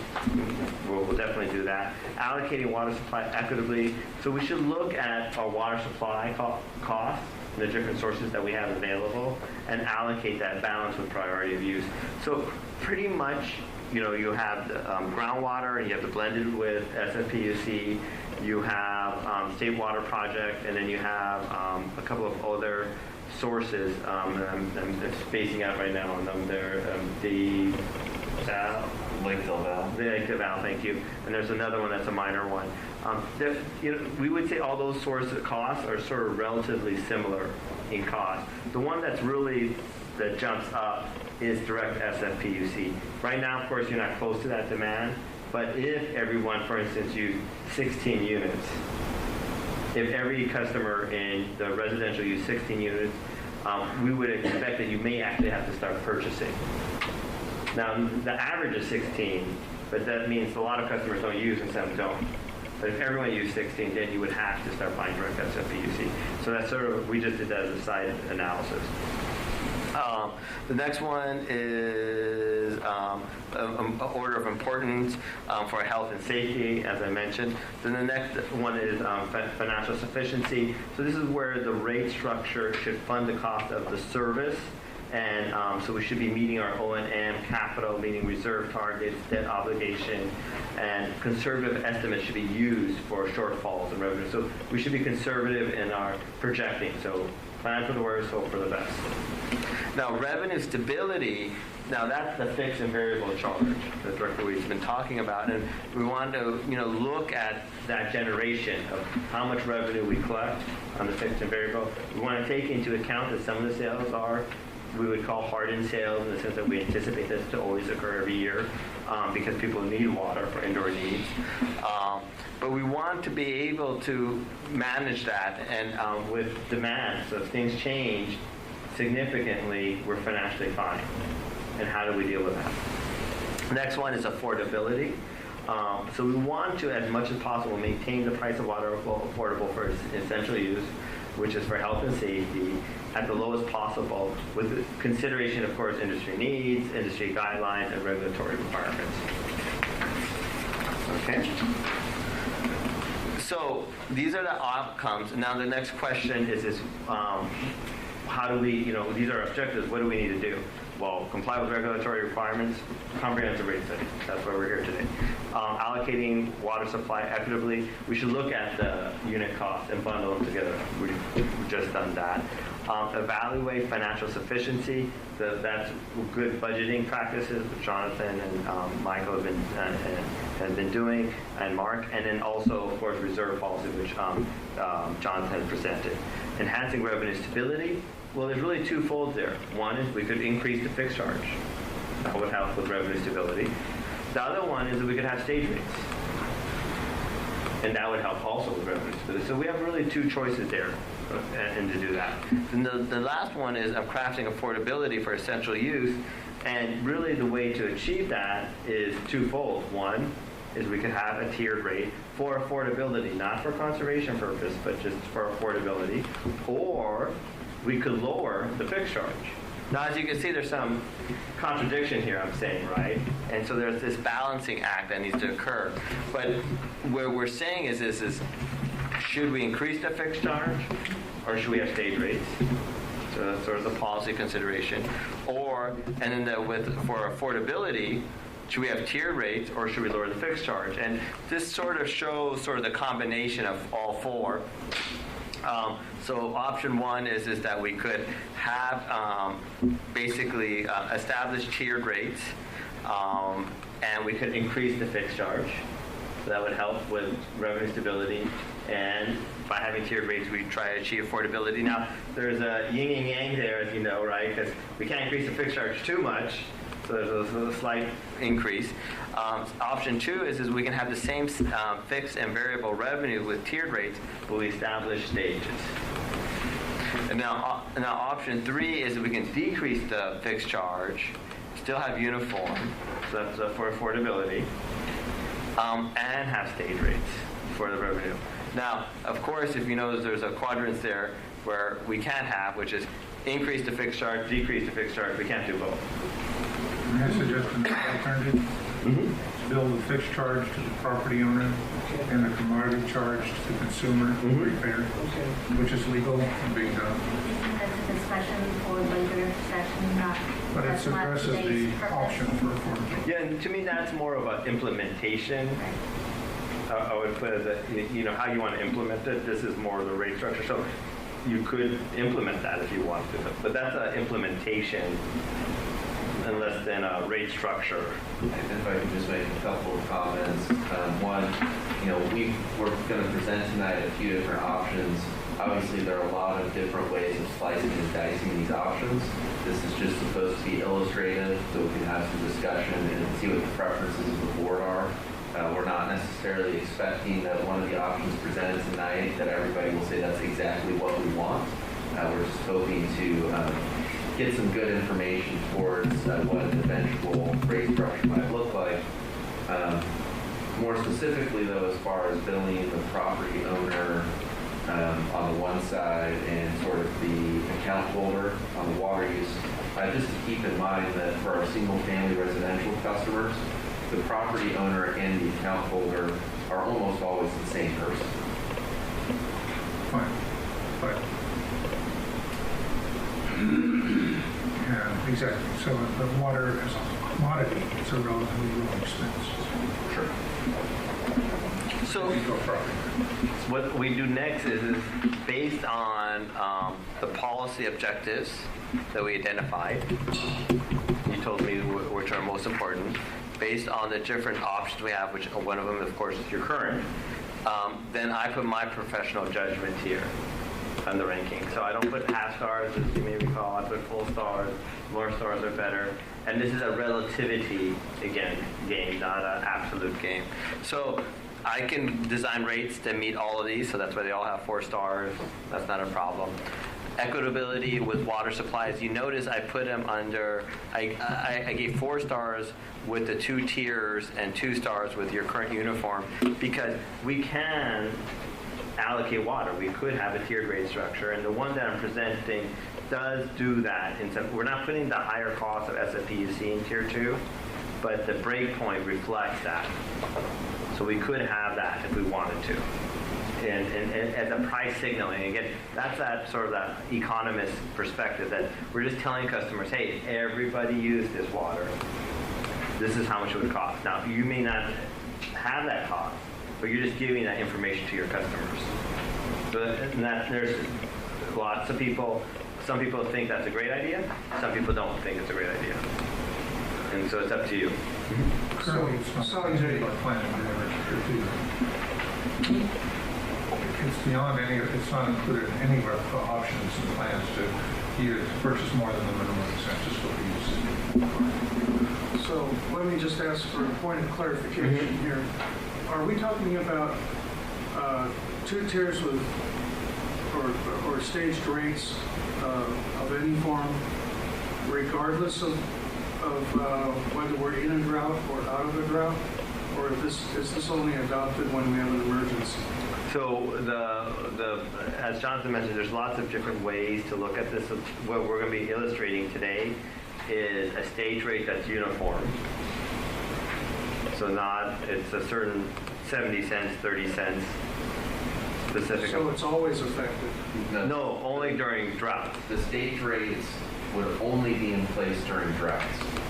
In terms of the different scenarios for service charges and commodity charges, those would be the base rate structures that are always in place. And then the stage rates come on top of that during a drought scenario. So, for example, if we adopt or continue to implement a uniform commodity charge, the stage rates would only occur if there was a declared emergency. Mm-hmm. Is that right? Correct. No matter what the underlying rate structure is, a stage rate would only occur during a drought. Okay. Or some other water shortage emergency. Maybe Right. just the word contingency be used as opposed to drought. That includes Yeah, I prefer that to the although that's might be hard, right? It could be a delta issue. Right. You could just say they would only be applicable under some sort of water supply. Right, because I think officially, as Sanjay discussed earlier, those all tie back to the urban water management plan, and it would be based on the board declaring those stages of water shortage emergencies. And I believe the verbiage from the urban water management plan is a water shortage emergency. Okay, again, terminology. The problem last time was not a water shortage. It was a lack of sales. So again, it's a contingency, and that contingency might be people will stop buying your water. But if we can get away from the idea that this is a water supply problem, we have a surplus of water. We have an extraordinary surplus in our ability to treat that water. So we have no indication. We have huge reserves, and 15 years of drought supply in semi-tropic, and once in 50 years the state water system shut down. So part of the mindset here is that this is a contingency issue, and if one of those contingencies may be people stop buying water, stop using water for social reasons, because they hear the press. Correct. Or it could be contamination of water. So I'm just going to say, if we choose to go to stage rate, I would ask that we be really clear on what are the triggering events. I don't think we'll call it drought, we call it water supply shortage. We just need to be very clear when we adopted that what are the triggering events, and it's only limited to those events. That's at least what we go our customers. Well, it's going to have to go through a Prop 218 notice, which is going to be real interesting. So May I suggest that event could be a loss of revenue when people stop buying water for whatever reason? I think when we decide to go for a stage rate, then we can talk about the trigger again if we choose to do that. But at this point, we're just talking about the structure. Correct, and as we said earlier, my recommendation is that it's tied to some kind of ordinance, like for instance your water management plan. They'll have specific indicators in there. So, and I think, while we always hope for the best, everything's right now looks great. If an earthquake occurs, significant earthquake occurs, water supplies are broken down, or other things occur, there's things out there that will happen, unfortunately. And that's what we're trying to do. We're trying to plan for the things that we think will never happen. So, and that's why we have it. So we want to have some. You may want some vagueness a little bit because there's something, but the point is that if you're telling your customers to cut back by 40%, 30%, 10%, 15%, what's the financial consequences? And do you have something in back pocket that you could use if needed? So, Sanjay, I really have to interrupt because we have members of the public here. Director Weed is arguing that we have 15 years of water supply, water bank. It's just contrary to the Our data. staff has explained it to No, that's not correct, John. We have about maybe as much as 160 acre feet down in our water bank, so that would be a maximum of 4 years of water supply. It's not a total 100, but it's not 15 years. Marginal need that we needed to cover. So let's put forward correct facts here in public.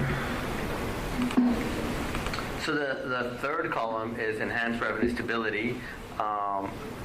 The two-tiered with stage rates would achieve. So the reason why I say two-stage with stage rates in option number 2 is that would produce the most revenue stability in the sense that you have your same fixed and variable charge, and you have stage rates. With option 3, you have stage rates, but you are lowering the fixed costs. So it's slightly worse in the sense of the revenue stability. I mean, I was sort of going back from whether they're going to, make it the same or not, but reality is it's better to have a higher fixed charge and stage rate than a slightly lower fixed charge and stage rates. Then the next option is the 2 tiers with an increased fixed charge. You'll see in the analysis that we did that it didn't really produce that much revenue stability, and the reason why was that balancing act was affordability, because I was trying to maintain affordability, and so I didn't increase the fixed charge that much, and so that was the balancing act there. Now, as Jonathan mentioned, with any of these options, we can do more refinements if desired. Then the next one is your current rate structure, and we actually did analysis there, and it's pretty much the same as option 1. Enhanced revenue sufficiency, that again, we talked about all of these achieves that.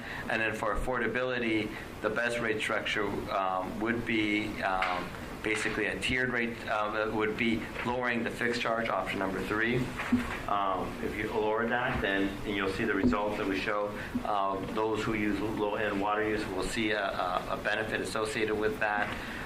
Your current rate structure in option number 2 does a pretty good job with that, producing the same kind of results.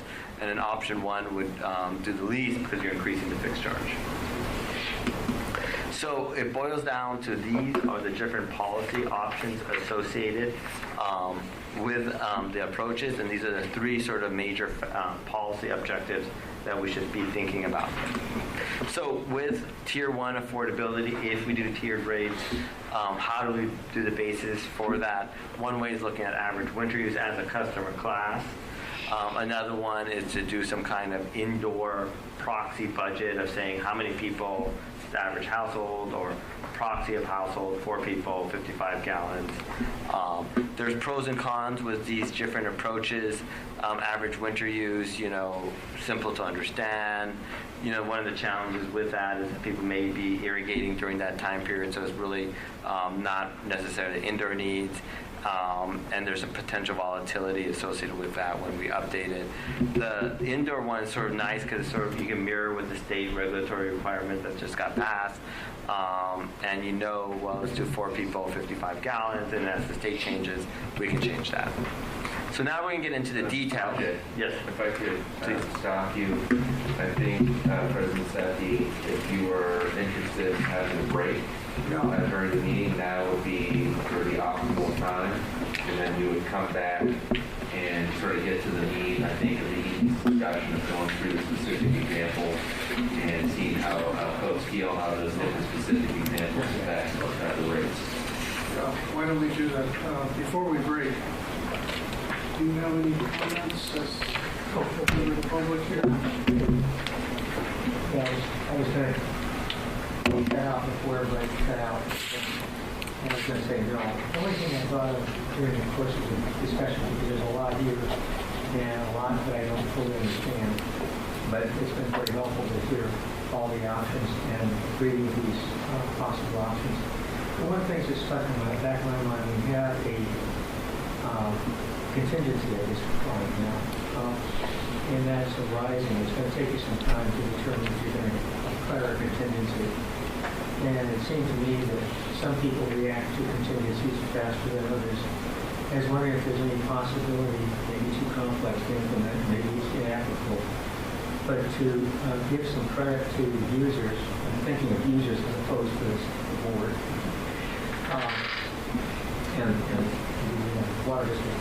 But is there a way of providing credit to folks who implement earlier their changes in behaviors for a contingency that's coming up, and then being able to draw upon that when the contingency actually occurs?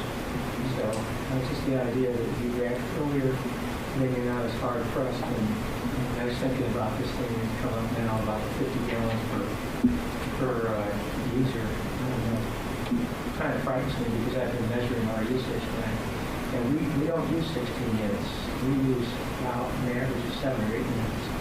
And I know we would be very challenged by such implementation of such a provision if the state actually, I guess the state has adopted it. So, and in contingency, we would be even harder to press.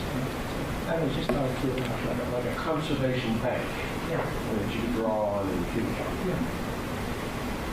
Just only thought. I'll be back in a few minutes. Thank you for the comments. Thank you. All right, so why don't we take a break? When would you like to leave, Jeremy? At 6 o'clock.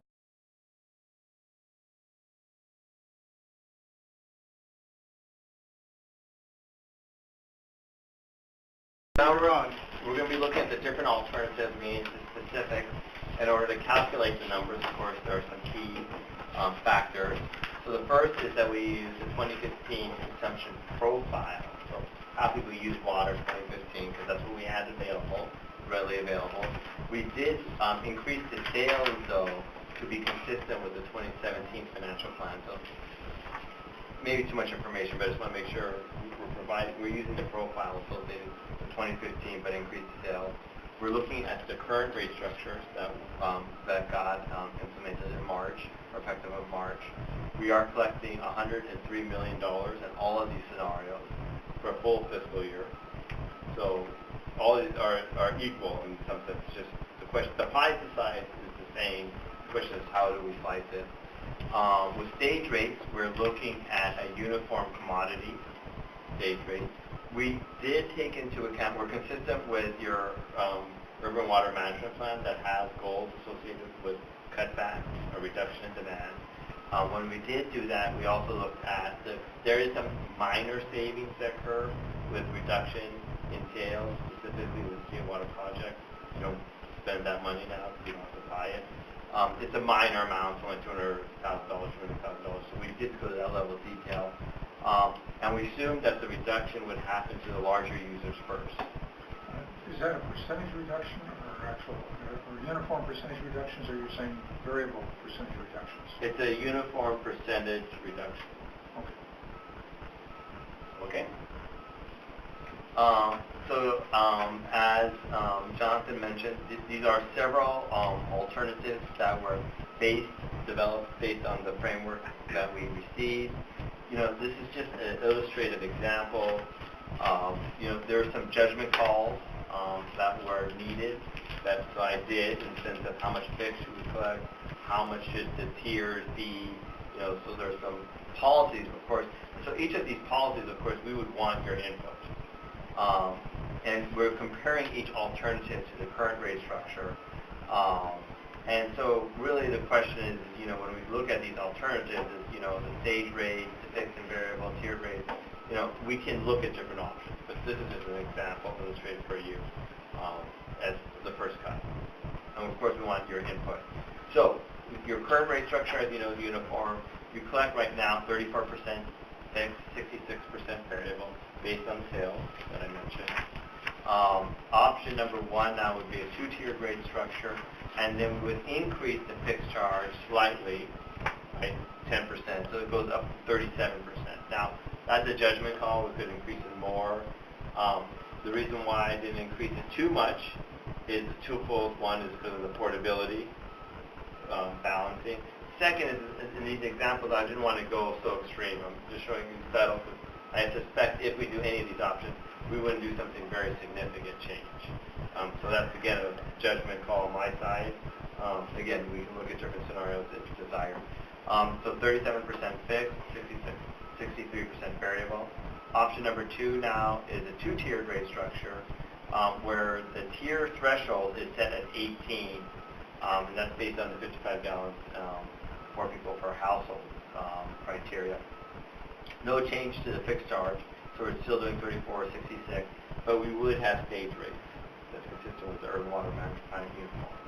Option three now is a uniform, but we decrease the fixed charge. So if you notice, we decreased it by basically the same percentage as in the fixed. We increased the fixed by 3%, so I reduced the fixed by 3%, just to be sort of symmetrical. And then the variable will go up by 69%, but we would have stage rates in option three. Why do you not have an option which would increase the fixed charge and decrease the commodity charge? Yeah, that's option number one. Increases the fixed charge? Mm-hmm. Yes. Okay, but only by 34%. By 3%. By 3, only by 3%. Well, about 10%. Yeah, 10%. Yeah. So right now, I see. Okay, it's a 34-66 split, and we would increase the 34% to 37%. But you still have tiers, okay? Yes. Because these are all the policy was really sort of what I heard, or the major policy is revenue, stability, and affordability. And if we did zero tier, could that be one of your two tiers? The challenge with the zero tier, I think, is the defensibility. And that's where legal counsel provided direction saying that they didn't feel like it was defensible. Because we did it last time. Hmm? That's what we did on the last drought surcharge. The zero tier? On the surcharge, not in on the surcharge. Right, not in the base rate structure. And this is talking about modifying our base rate structure as opposed to doing a surcharge? This is talking about twofold. One is changing the rate structure, so that's option number one, where we change the rate structure, but we wouldn't have any drop surcharge. So everything that's being presented in these options actually have two components. The base component, the base charge, where we charge every month, and then potentially the stage, which is the extra charge that will be triggered by events. Right, and this can be sliced and diced, as Mr. Wunderlich said, in different ways. I mean, there are countless options that could be developed. For example, you could choose to stay with the current uniform rate structure and implement stage rates. That you can go with different tier structures. But it would just, for illustrative purposes, trying to show a few different ways and receive feedback. Especially on the stage rates today. Okay. So option number one is a two-tiered commodity rate for the affordability concept, and how we're defining the affordability is by how we're addressing the affordability with the legal requirements, the regulatory, is we're using property tax, and the conservation program cost would be in tier two. So this is where I wanted to step in for just a minute. Every year in the spring, we go through a discussion with the board about our replenishment assessment fees, and that's based on our groundwater program and what we charge to private pumpers. Currently, we allocate all of our property tax money towards the groundwater program, and that actually helps keep those replenishment assessment rates lower. If we were to go down this path of tiered rates, we would have to think some more about how exactly we approach justifying those tier differentials, because if we were to take all of the property tax money and put it towards this, there would be consequences on the replenishment assessment. And so, if it were the desire of the board to go to tiered rates, we would probably come back with some options to consider of how we justify that. That probably still leaves at least some of the property tax within the groundwater program. And so it's how we've done things tonight to illustrate how it could be done. But I just wanted to make sure that the board's aware of that potential consequence to the replenishment assessment. So that's sort of my interjection there. Is that clear to all the directors first, and then when for the benefit of the member of the public, just try to really simplify it. So any board member questions on that? All right. So you want me to take another stab? I can try. So, you can go first. Yeah. So essentially, what we do is most of the groundwater that's pumped out of the groundwater basin is for the benefit of our distribution customers, but there are also private pumpers who directly pump water out of the groundwater basin, and those pumpers benefit from the activities of ACWD to replenish the water in the basin. And so we assess those pumpers what's called a replenishment assessment to recover our costs of replenishing the groundwater basin. And when we go through that sort of rate process to do that, what we do is we say sort of, here's the revenue requirement. This is how much money we need to pay for our activities to replenish the basin. Then what we do is we say we have a couple of sources of property tax revenue, and we use that property tax revenue toward that revenue requirement. So what we say is, let's say the cost is about $20 million. I'm going to use numbers that are approximately correct.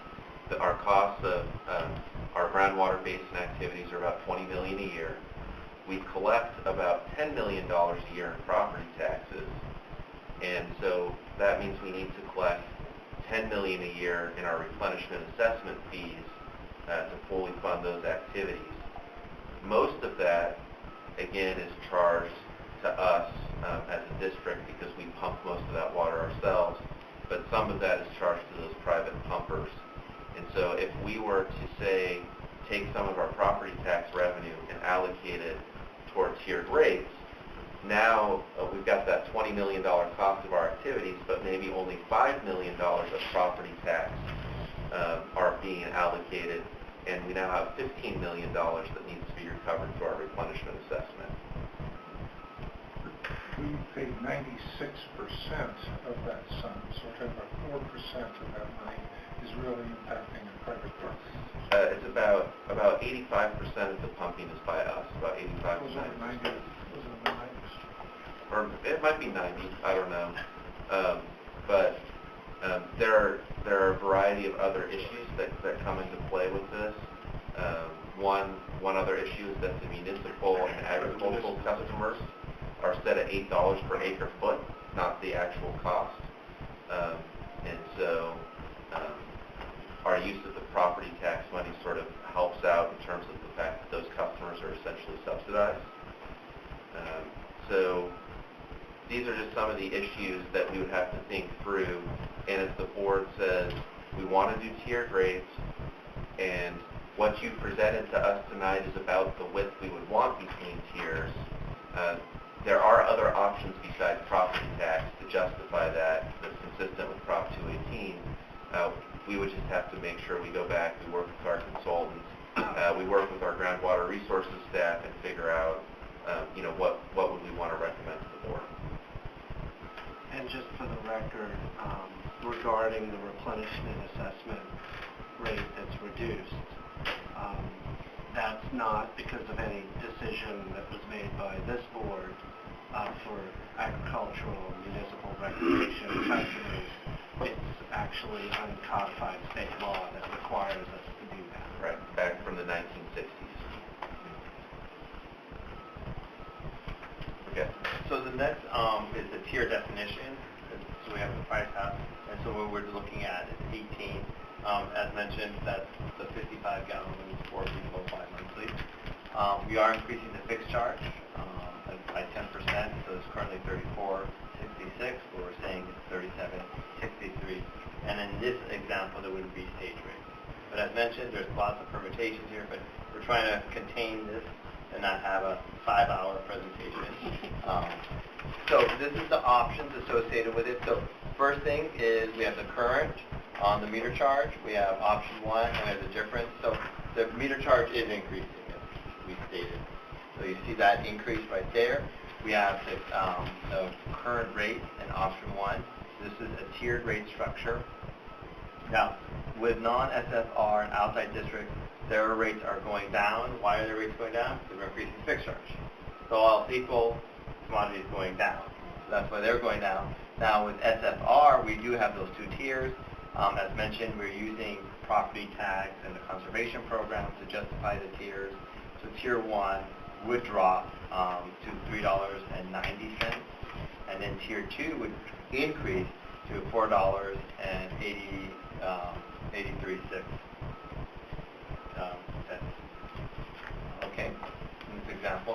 The next slide is basically a usage analysis where we look at different levels of use, 6, 12, 18, 24, 30, 50 as representative numbers. We have the current bill, we have options, we have the impact, and we have the percent change.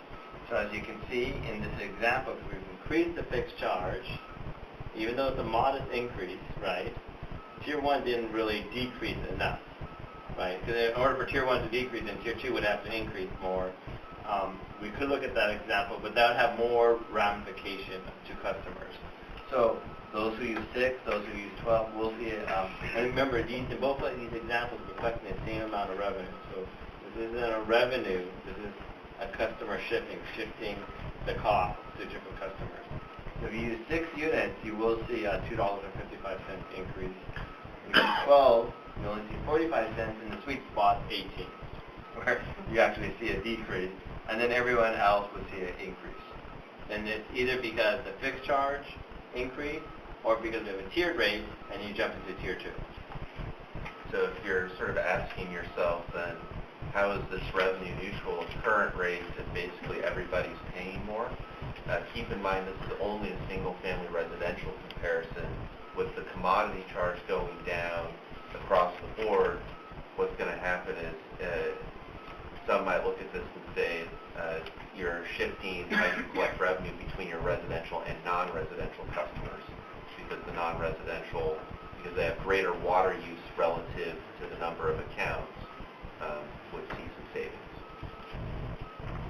And that's what this chart shows you right here, where we get bill distribution, where we calculate actually the bill for each account, and we summarize it. Maybe it's a little bit too much information, but it really shows you the whole universe of change. And it shows you between single family, non-single family. So if you look at single family, as you can see the blue section there, see most people will see a $0 to $5 increase. There is some people who will see a reduction, 25% of the bill, and then you see a little bit of other people who will see an increase. Now with non-residential customers, you can see that's very diverse. It's all over the map. And that's because we're increasing the fixed charge, and the commodity went down, and there's so much different types of use that occur. So there's some people who have a large meter who don't use that much water. There's some people who have a large meter who use a lot of water. And it just depends on that usage. One of the things that you'll notice is that there are some customers that will see a significant savings. Now, you know, these $50, greater than $50, $50, $25, their meter might be very large. So in percentage terms, it might not be much. But they are seeing some savings. And then you see some customers who will see an increase, and those are the ones who basically don't use much water relative to their meter size. This coming year, out years, we're proposing a 3% increase across the board, and annual rate increases. That's our projected. we put the entirety of that 3% of the service charge, it would be about a 10% increase in the service charge, zero on the commodity. Might that achieve the same objective? No question. Yeah, in this example, we have tiered rates, so yours would be just increase the fixed charge and keep it Get away from uniform. the tiered rates, because I don't think you can justify it. But, no, go to a grocery store showing a single item that the larger the quantity, the higher the unit cost. And I think that applies to water as well. So, but one way to get there and make the shift, which I've been arguing for, is simply to put all increases on the service charge. And you also have heard the opposition that saying put all the increase on service charge would be unfairly penalize people who use less water and our low-income customers. From the zero tier. Right. It's the balance that between affordability and... Right, and that's why I Yes. can see why you present your option, because it's kind of cutting the middle line. We're trying to get both, and those would be perfect examples of sort of permutations not specifically included, but absolutely would be options to focus all of the increase on one or the other, so you don't necessarily have to increase or decrease one of them, you can maybe keep it the same. So now option number 2 is basically a 2-tiered rate structure similar to option number 1 in the logic and methodology. The only one thing here is that we didn't change the fixed and variable split, so we're collecting this down on the 3466. Now we are introducing stage rates. So the stage rate is a uniform charge, and it's based on these reductions in demand. So, and this is based on the Urban Water Management Plan. So 10% reduction, 20%, 30, and up to 50. So what will happen financially to us if we had a 20% reduction? What would happen to us financially with 30%? What would our net income loss be? And then we would generate that through this surcharge. So we show you the fixed charge. As you notice, they're the same, so we haven't changed the amount of fixed and variable. Next, we show you the commodity. If you notice, for non-residential and outside districts, it's the same, again, because they have a uniform. The only thing we've changed here is the tiers. So basically, tier 1 now dropped to current, and tier 2 is slightly increased. So it's just that one marginal change that we've done. But we've also added draft surcharges or stage rates if the board implemented them. So this shows without stage rates, just showing you what would happen normally. As you can see, the 6 units, 12 units, and 18 units will see a reduction in the bill. So that achieves that affordability concept that you stated that you care about. The next, if you notice, is that if you use above 18, which is outside, or primarily outdoor water use, then you would see an increase, because that's where the makeup would have to occur. This shows the distribution of the impact. One thing you'll notice is that non-single family, non-SFR, is 100%, and it's 0 to -5 to 0 change. It's 0. I mean, they didn't change. So that's why it's like that. Now, what's happening with SFR is that you do see some people who will see a decrease. That's at 84%. And then you see some people, because if they have a decrease, someone has to make it up. And then you see a small percentage of customers that will see an increase, and these are the ones who use above 18. Next we have is the drought stage rates. And these are the stage rates associated with each of the stages. So we have 10%, 20, 30, 50. And this would be something that you would put in your Prop 218 million, these rates. So just to make sure we understand, if the board declared a stage 2, we looked at the numbers, we realized we do need to implement this, that would be $1.097 increase. And that would be across the board, everyone would take that. Okay, and then the bottom chart shows you the actual rate. So this is the top is the surcharge, and the bottom is the full cost. Sanjay, Yes. say the board did declare a stage 2 shortage in this case, and you're a customer, and you reduce your water demand by 20%, the bottom line of your bill would be roughly the same as it was before. Thank you for the segue, so that's what I'm going to show you next. Okay. So what I show you here, Sorry about that. so this is your current bill without the drought. You're paying basically, let's look at the bottom line, $120 bi-monthly. Now, option 2, we changed the rate structure. We're not in a drought. We're paying $117.85, so a slight reduction. Now the drought occurs. The district declares stage 2. I didn't change my consumption. I'm still using 16. So my bill would go up, of course, to $135.40. However, you know, well, wait a minute, hold on, I'm not going to do that. I'm going to be a good citizen. I'm going to follow, you know, the policies of the board, and I'm going to cut back my use by 20%. So now it's at 13. So now my bill is $119.83. So technically it did increase from option number 2. So it increased by $2.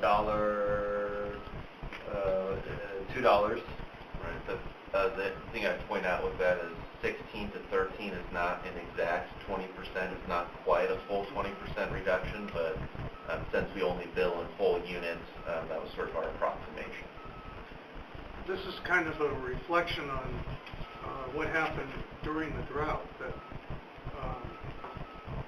we implemented the staged rates, tiered rates, and people did meet their 20-25% cutback, and so most people, despite what was being said in the community, saw about the same bill that they were getting previously. That was the experience that we have data on. Or actually a reduced bill. Reduced bill. Yeah, because what happens, and this gets to what Sanjay talked about earlier with the different approaches to stage rates, is when you have a lot of conservation at the top levels, and because we had sort of the tiered stage rate, then most people would have seen a reduction in their bill because they reduced all their consumption out of that top stage level. The model we're providing in these examples, which obviously there are other models, this is just the one we've chosen to use in these examples, is a uniform stage rate for each unit of water consumed.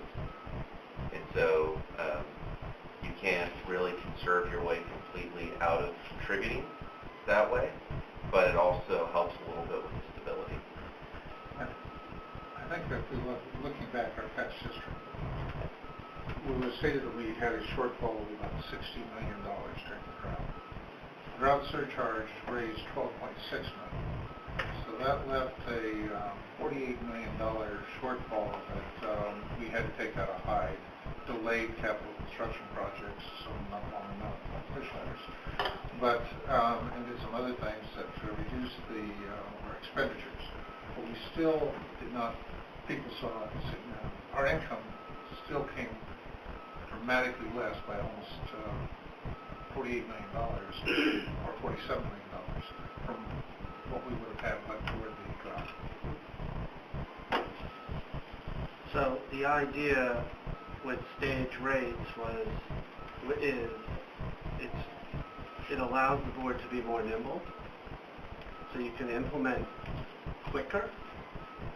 Once you start seeing if the state declares an emergency and you have no choice, you can implement the rates that are going to mitigate the revenue loss faster.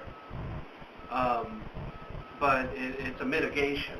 It's not a perfect fit because there'll always be, maybe customers don't conserve as much as you expect initially. There were many agencies in the state that saw that. And so for a period of time, maybe the revenue is a little higher than you expect. But then when you come out of the drought, your customers are expecting you to drop your surcharges. You might then do that a little earlier and then see a bit of a revenue loss.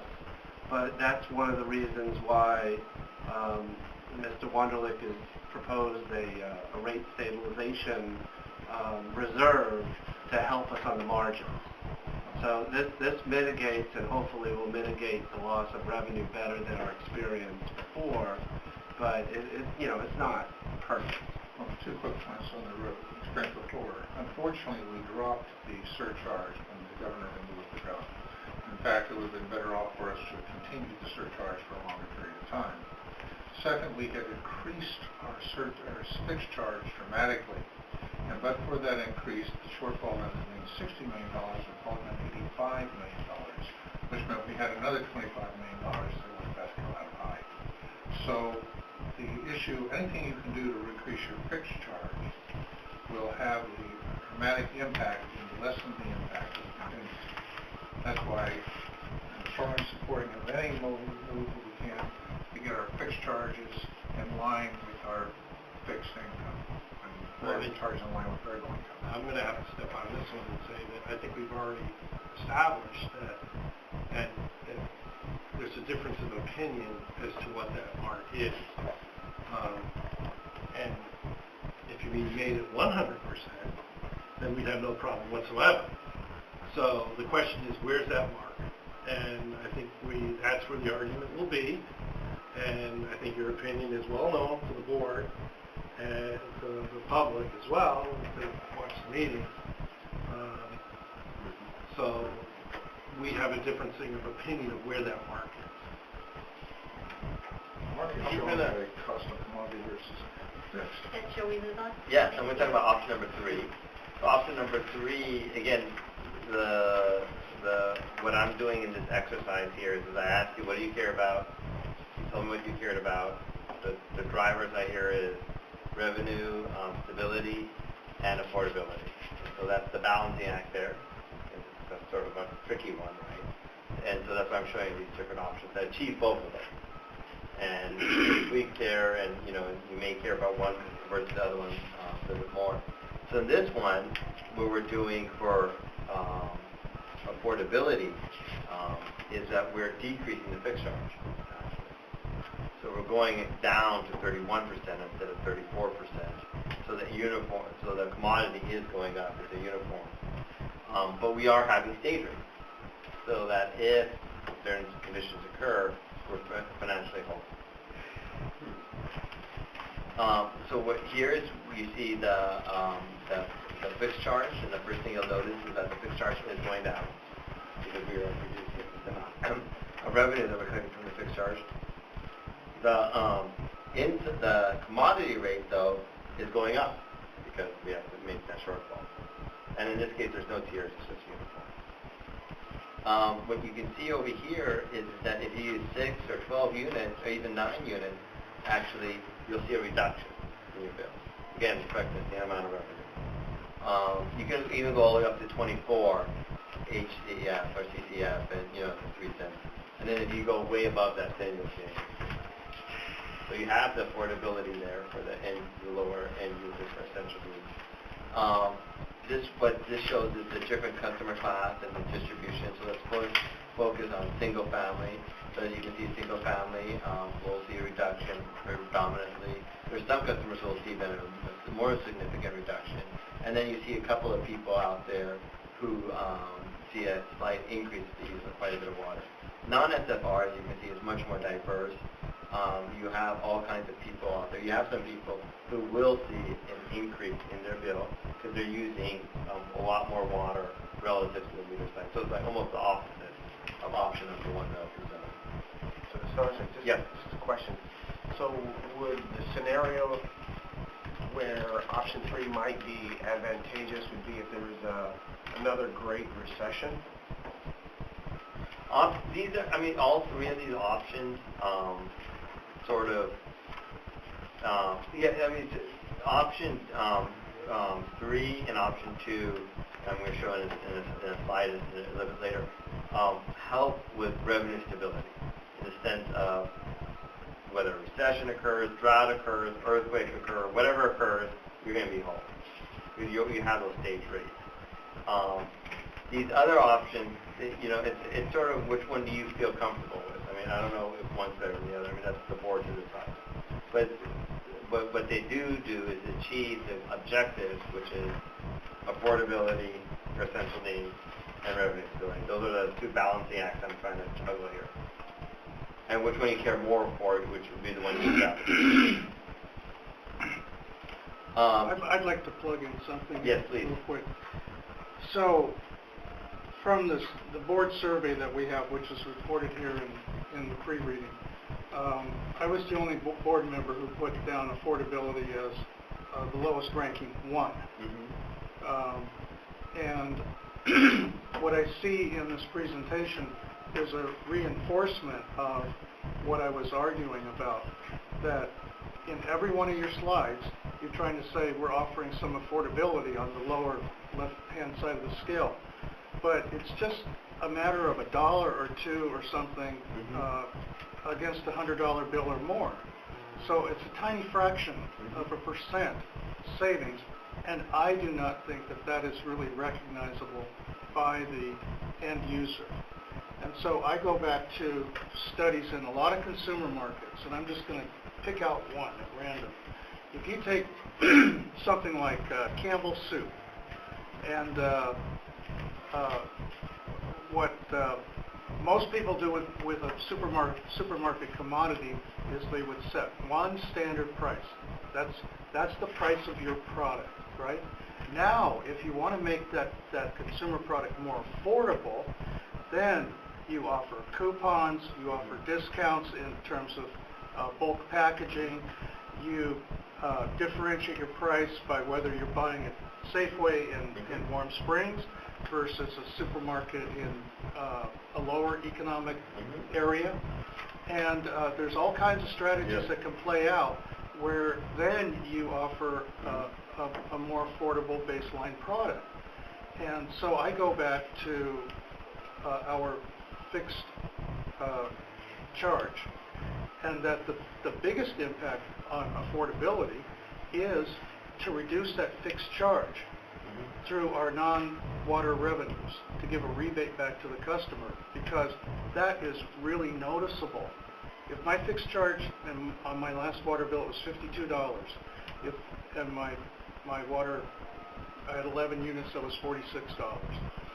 So if I get a reduction of $25 on my fixed charge, well, that to me is noticeable, and it makes a real difference in my bill. If I'm somebody that is that qualifies, for on some economic basis.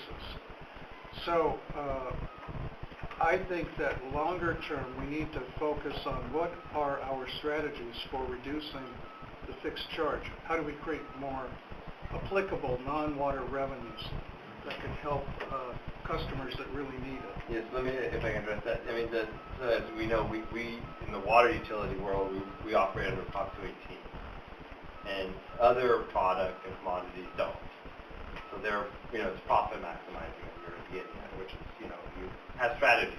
Okay, this segment of my customer base, I can charge this much.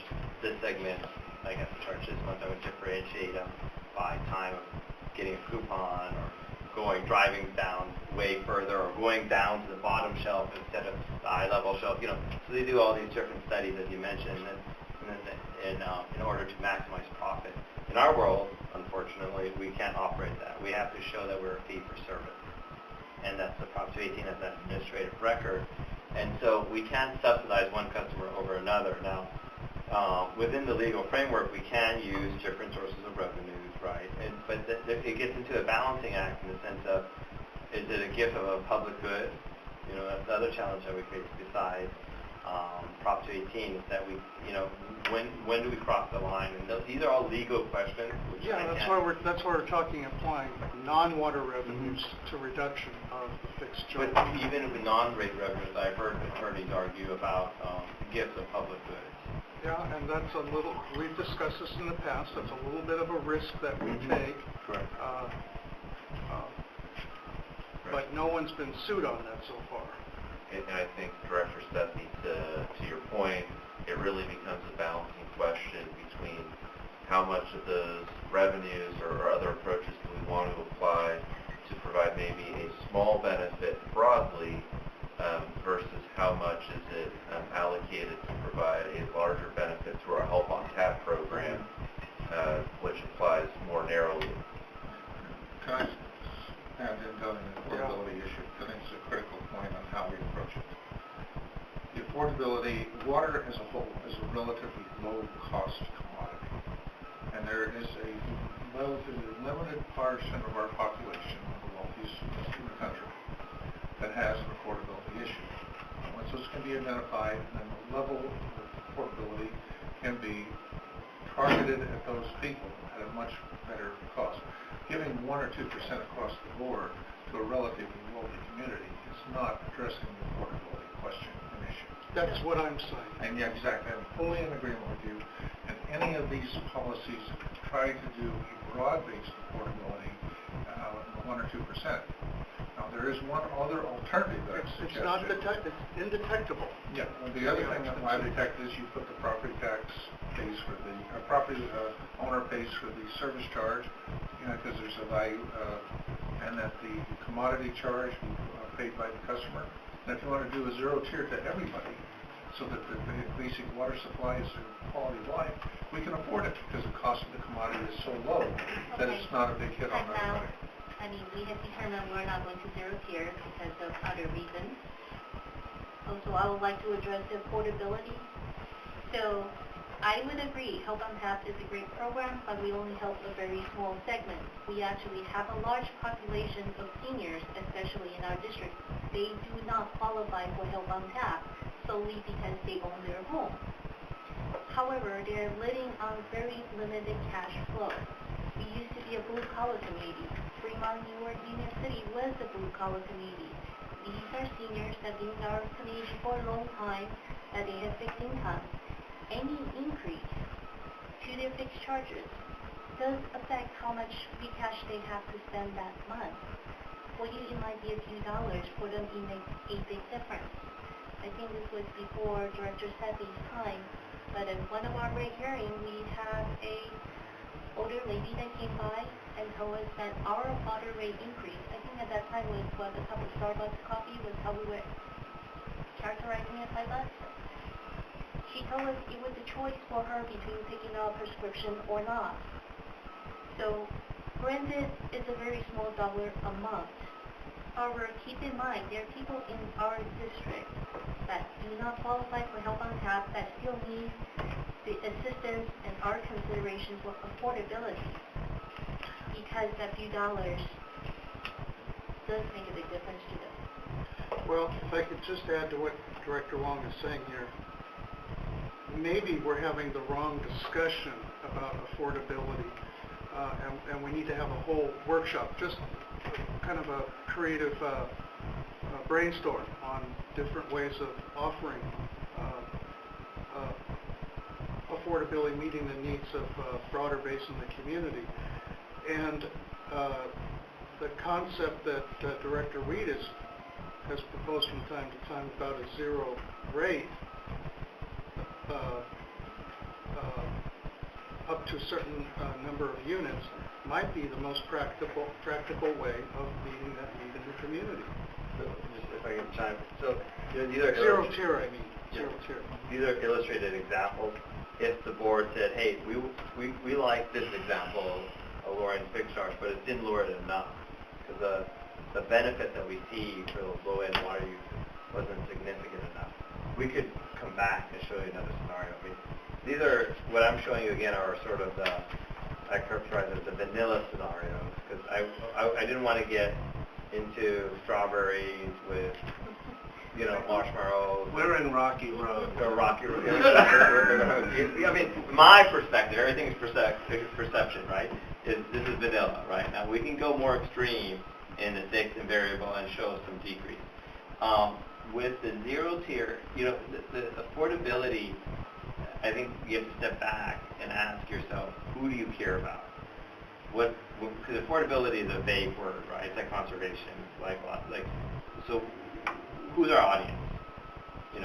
So if we care about people who use 2 units a month, right? So 2 units is one person or someone who doesn't show up, or it could be someone who is a jet setter or who goes to the gym or whatever.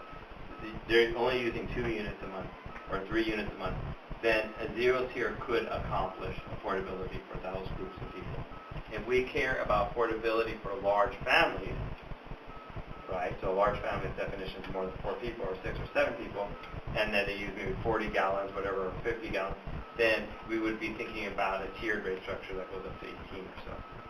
Well, we do expect a weird accommodation to the big family to help on that. So you have to ask yourself, who's the affordability for? Is it large families? Is it 2-unit people? Is it the average person? Who are those? Now, the challenge is, again, with Prop 218, is that we're not supposed to look at income, right? We're supposed to look at water use. But we can generalize and try to say that certain types of people have certain types of income.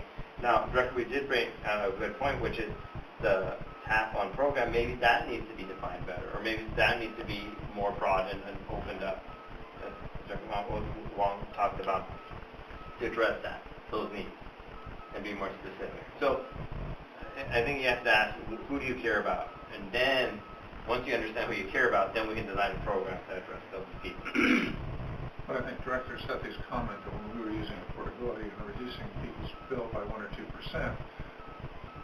no one is going to consider that to be an asset in their affordability question, even the poorest people. Yeah, and as I said, if you ask me, come back and show me something that shows, and you tell me what percentages you define as affordable, 5% reduction, 6%, we can come back and present that. If that's what the board wanted us to do. And I think we should just continue with this presentation, because we could have this philosophical discussion for a very long time about what's affordable and how many percent. We obviously have a very different opinion in terms of what type of impact people will feel. I heard our customers at the last rate hearing. Any changes impact them, and they feel strongly. And that is only personal opinion, but at this point, I think we should move on. So this shows the stage rate. So again, uniform, same stages, consistent with the Urban Water Management Plan is uniform. You see the surcharge there, and then the total rate down below. Same example here where someone uses 16 units under current, they pay $120.31. Under this option, they'll pay $118.80, so slight reduction. Now, if the drought occurs, we're in stage 2, and they do not change their demand, they stay at 16 units, then they're paying $136. Now, if they went down to 13 units, they went to $119.45. So pretty much the same rate, the same bill as they would pay without the drought, and if they got that. So this shows that example right over here. Next is a summary chart where we're just showing you the different usage, the different options associated with it. Your current, the option 1, 2, and 3. You can see the sort of the impact associated with the customers. As you can see here, what I would do is, again, who do you care about? What's the usage? 6 units, 12 units, 18 units, and then you can see where the bills are. As you can see, the 18 units are very similar in some sense in the magnitude. The 6 units is a bigger increase. I mean, a bigger differentiation in the decrease in the bills. So the comparisons here, these are minor, as we talked about, right? There are extremes when you go to the high and low end consumption. Again, I could redesign it to be more extreme if desired. The tier rates would affect larger residential customers. Some things to think about, if the board would want to do, is more or less adjustments to the ratio between the meter charge and commodity. So we could change that balance. This is the example we did here. We can do more or less distinction with the tiers. Now, there's some limitations with the tiers, of course. You told me I want tier 2 to be $12 or $13 or $40. That's most likely to be impossible. So we could increase it slightly. And then there's alternatives approaches to the stage rate. As mentioned here, the approach that we're suggesting here is a uniform with the stage. Sanjay, if you can go back to the previous slide, see what, maybe I wasn't expressing myself in the best way here, but if I am a customer that's using, let's say 6 or 8 CCF, I'm a senior, right? Maybe there's only 1 or 2 people in my household. And so if I qualify for the Help on Tap program, I get a $20 off my bill. But percentage-wise, that's about a 40% reduction, right? So that helps to meet affordability or affordability targets. If we had a 0 tier, I'm just saying for example, it's not under discussion for tonight, but if we had a 0 tier of, let's say, just 2 units that apply to everybody, because you need a certain amount of water in the distribution system anyway. 2 units off of 6 units is another 30% reduction off a person's bill, or 2 out of 8 would be 25% reduction. But remember that by giving everyone, there's each 2 units, there's lost revenue associated with that. Yes. So that you would have to make that up in the other exactly. other 4 units. So that 4 units went up. Right, but everybody's getting a 0 tier at the bottom. So it becomes a smaller and smaller percentage as you go up to 50 CCF, what the 2 units is. So there are different ways of meeting affordability here, both on the Help on Tap program as a discount on the fixed charge, and if we were to consider a 0 tier of even just 2 units, it could have a big impact on our community. And so I'm just throwing it out there for other board members to think about, because it might be the simplest way of addressing affordability, and it's easily understood by the community. I think before we head down to 0 tier, we need to consult with council, because would that be considered difficult with funds? Well, I mean, last time, maybe other folks who were in the last iteration of the 0 tier discussion, legal counsel said that wasn't justifiable. At least that was the impression I got. And that was my recollection. So if we choose to have this discussion again, I would want to have legal opinion on this first before we have staff spend the time to go down this path. And if the board desires us to look into that at the next workshop, when we bring back what these charts look like under that scenario, because it's somewhat of like a whack-a-mole game. You can kind of address one thing, but that mole head's coming up somewhere else, and that lost revenue, because it's across all the board, can become significant. And if the board chooses to go into tiered rates, frequently where that shows up is the high users, and that creates other issues. So, but definitely we'll have council here to opine as we bring back refined scenarios. I recall Pat Miyake offering a very cautious opinion, but nothing legally definitive on the subject. I think that we would need to look at that. We can also, offer 2 units, maybe up to 18 CCF. Doesn't have to be flow all the way through. But I think it's more practical if you have a 0 tier that's baseline for everybody in the community. Yeah, I mean, just some things to think about. I mean, is that tiered rates are common practice. As I mentioned, 67% of agencies in California have them. They have withstand challenges in court cases, such as in San Juan Capistrano. 0 tiers are not that common from the rate structure. The agencies that had 0 tiers are agencies where there was a legacy associated with unmetered and metered accounts. So Mark and I, for instance, Mark is unmetered, I'm metered. We have this sort of equity issue here now because he's unmetered, I'm metered. So what we do is we say, okay, everyone's charged $30 to make up a number here as a flat charge. So Mark's charged 30, I'm charged 30. But if I happen to go above my allotment of 30 units or 40 units, then I get charged. So that was where the legacy occurs. There isn't, I don't know of any agencies that have a 0 tier for 2 units or 3 units. Well, we're in the presence of Silicon Valley. We're supposed to think out of the box here. Let's look at what might be possible. look at what might be possible, and perhaps we become a leader in doing it. Just to be very careful, I don't want to become a leader and target of the lawsuit. My recollection is that Pepinari did not object to this criteria. All he first is an example of a district that does have a zero tier that they reduced recently. Burlingame was a city that had one, some outside revenues. They had IP revenue, and that was dropped about a year ago. So what we'll do is we'll inform Mr. Miyake that at least 2 directors are interested in the concept and get him to do a little analysis before the next workshop. Thank you. And where it really comes into play is that the commodity cost is brought down to the ratio of our variable costs, and it's and the dollar amount is not as significant.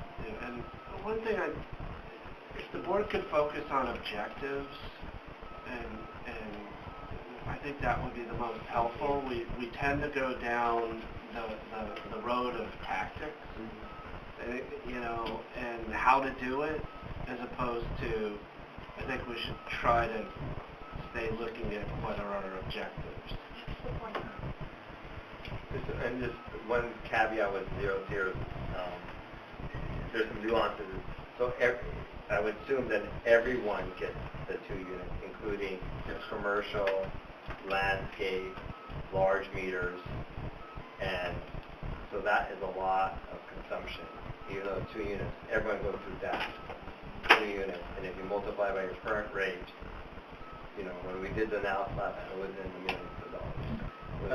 And that has to show up somewhere. Well, see if Patrick can just take a look at single-family residential. Well, I think we'll ask him to do that, but when you start treating different customer classes differently, then you start running into issues as well with one customer class potentially subsidizing another. But we'll ask him to look into that. So the last analysis we did is look at financial stability. So what we did is we looked at your current revenue structure rates, and then we did these cutbacks. And we asked ourselves, well, what % of the revenues are we covering for rates? So let's look at your current. So based on your current demand, you're collecting 100%. Now, if we do a 10% reduction, now as I mentioned, we did take into account some savings, there's some marginal savings, but you're going to see a 6% reduction in your revenue. You're only collecting 94%. And if you do a 20%, then you're only collecting 87%. And then as you can see, go 81, and then up to stage 4, 68. So we did the same analysis for option number 1, and then you can see option 1 and the current are very similar in percentages, almost exactly. They are exactly the same in this. So that's why, as you may recall earlier in the policy objectives and evaluation, I said option 1 doesn't really provide you that option. Now, I can increase the fixed charge to help with the revenue stability, but again, it's that affordability and that balancing act. Now, option 2 and 3, as you note, is 100%, because by design, we're doing that. We have the drought surcharge, or state rate. So that's coming into play, and you're always going to guarantee your revenue. So again, if we're thinking about what do we care about, what are our policies, what do we want to achieve here, right?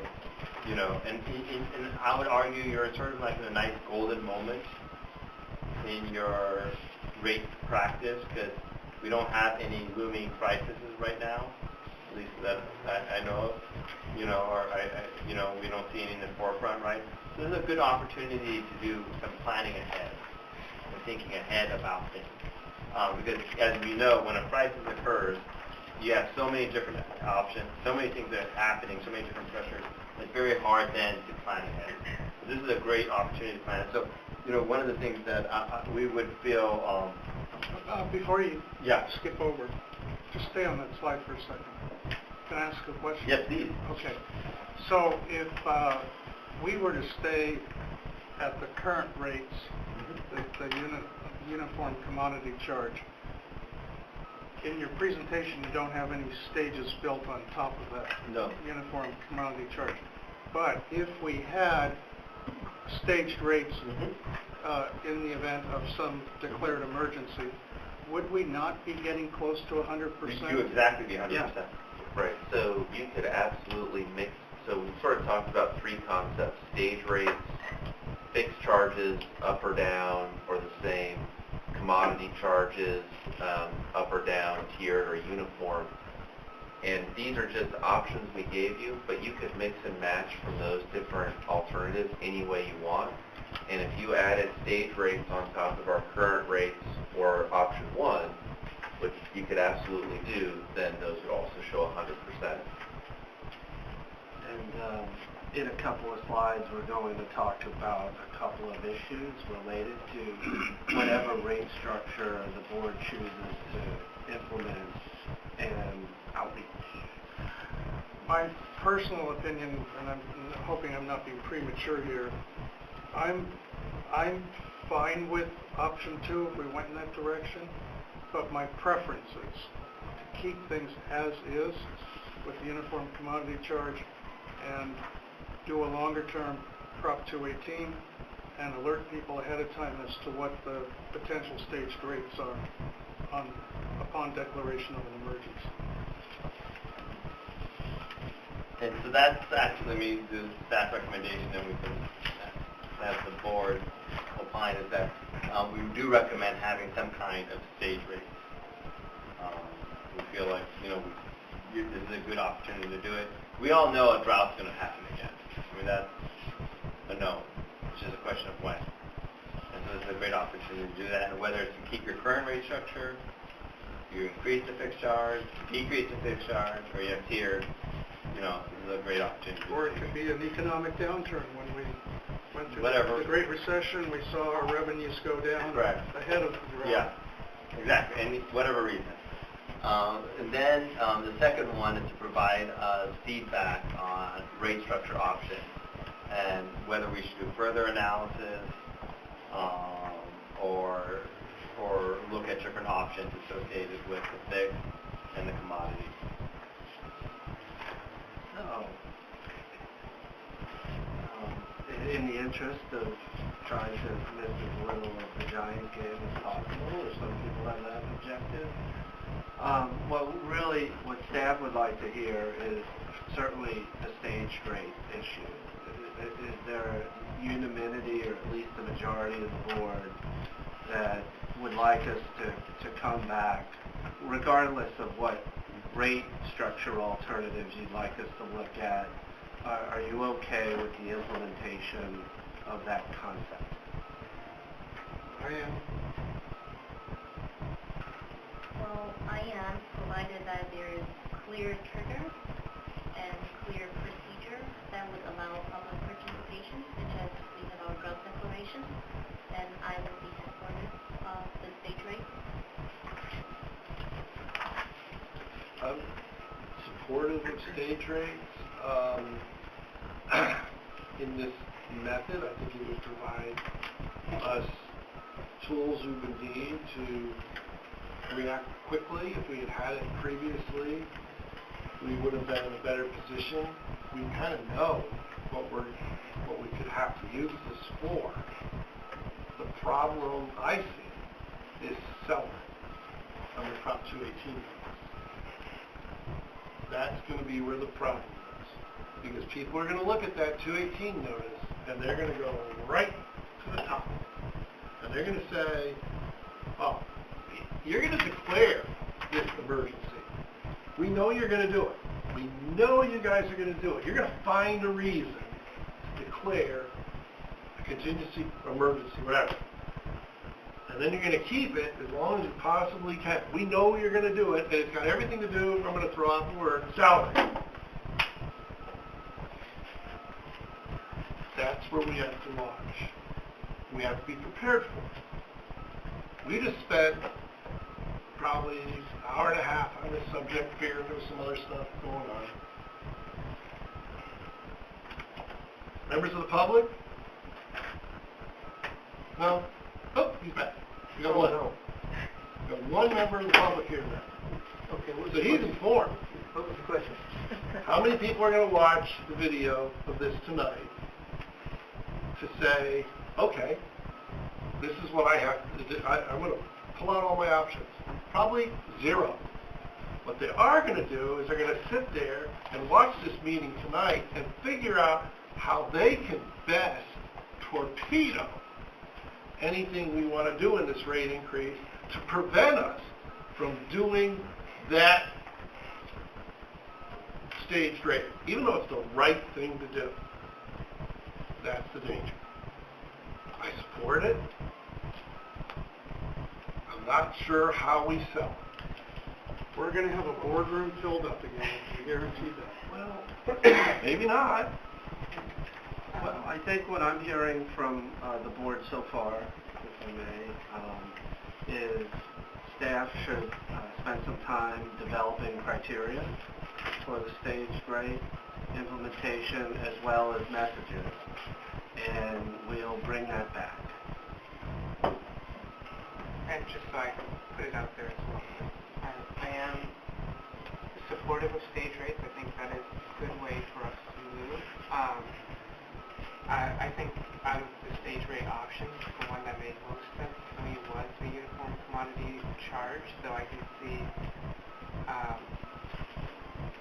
some level of benefit to even the uniform percentage and the inclining commodity charge. But I think the one that's easiest to sell and explain to the community is the uniform commodity charge, and the one that provides, I think, more revenue stability.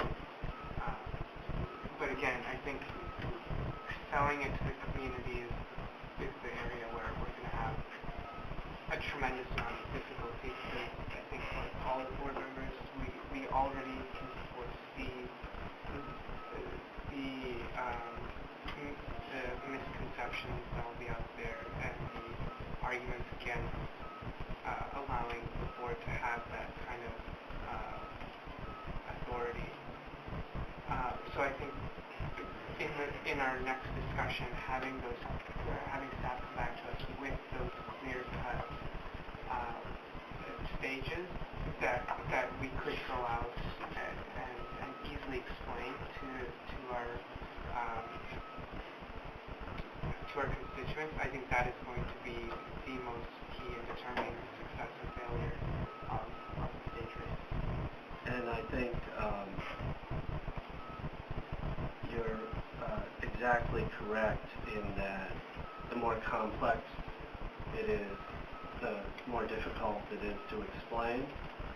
And the longer, what you'll see on slide 68, is the longer period of time we think we need as staff to be able to explain what the district is proposing, frankly, to a community that might be a little bit questioning about what our motivations are and critical. So you'll see that in a second. But we feel that providing that the rate structure itself it's more vanilla than it is rocky road. We think we can explain stage rates within the normal period of time that we do it. But if we go to a more exotic rate structure, certainly something like zero tier or something like that, then we're looking at a significantly longer period of time for outreach to be able to explain that.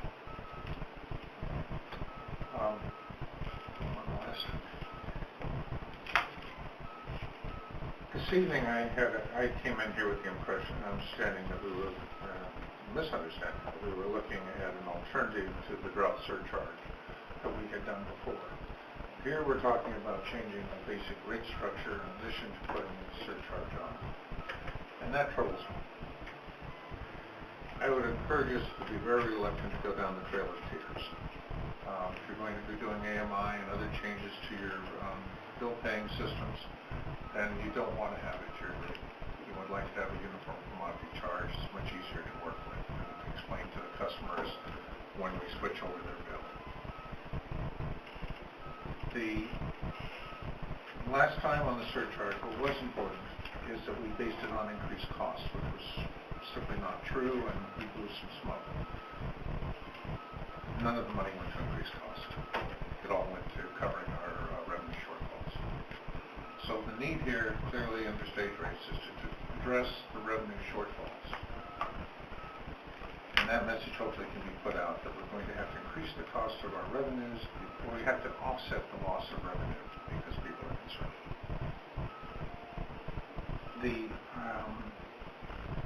And we have more flexibility if we build into the surcharge a tier, steps, etc., than we do if we do it into our base rate structure. The courts have yet to find a tiered rate system that they have approved. They said they might be able to, but each of which has gone up for judicial review has been rejected as being a violation of 218. So I think there's some risk in doing that. No one has challenged the surcharges. We did have a zero-tier surcharge, and I thought that was well done. We were able to also bifurcate it, just only apply to single-family residents. So there's more flexibility there. I encourage us not to look at modifying it. If we do modify our base charges, that we continue to increase the service charge, decrease the commodity charge, and have a rational and therefore responsible rate structure. So would your manager also like feedback on which options we prefer? Because some of us only gave an opine on the stage rate. So I would prefer option 3, no surprise, but I actually will compromise to option 2. I like the concept of tier rate. Now, like you said, we could mix and match. So, with the ability to mix and match, would your actual preference be both lowering the service charge and doing tiered rates, or would your preference be exactly what option 3 was, followed by option 2? I like it as is. So option 3 followed by option 2. Because I do agree that decreasing the fixed charge has much bigger impact to our customers than lowering the commodity charge.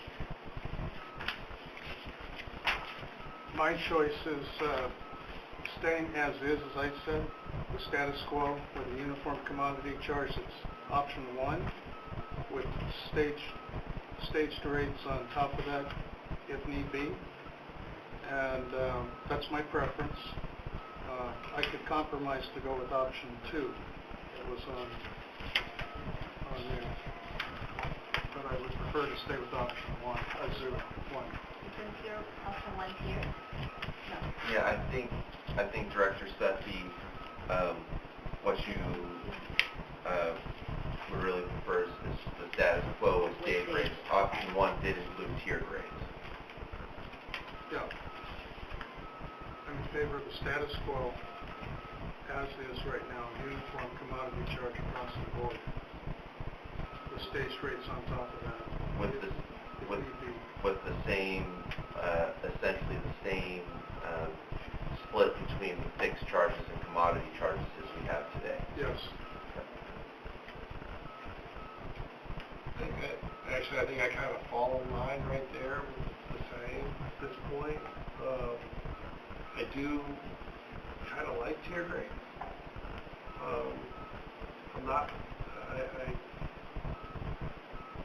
Sitting through this tonight, I like the concept of stage rates. I'd like to be able to sell that concept, and I think it would be easier to sell that concept with where we are presently.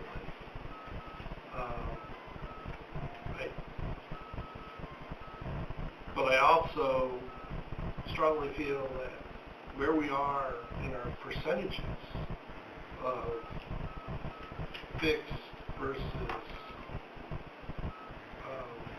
commodity is where we should be. If I might just add one point here to what Director Gunther is saying. One reason I've always been open-minded to tiered rates. And when I go around the state of California, I look at other water districts, I read through their CAFRs, I understand very clearly why tiered rates are adopted in certain communities. But every community is different. And in ours, we have a multiplicity of water supplies. We're not in a water shortage situation. We have plenty of water to sell. And the last thing I want to do is discourage people from buying water. We have a lot of legacy debts to pay off, other responsibilities, and so the prevailing side of me says I want to maximize the revenue that's coming in. I do not want to discourage people from using or to use less water, and we're not in a water conservation crisis. So that's why I'm opposed to tiered rates in the Tri-City area, and just favor keeping things as is. Let's give people the water that they want, what they're willing to pay for. I think it's no surprise which option spoke most to me, and that was option 2. I obviously am in favor of tiered rates, like stage rates. I think option 2 brought both of those together. The way that I wanted to see, I am willing to compromise. The other options, I see benefits to each one, but my ideal scenario would be option 2. So let me ask a question, Director Akbari. Yeah. What are you trying to achieve by trying to go to tiered rates? What is the objective you're trying to meet for the community?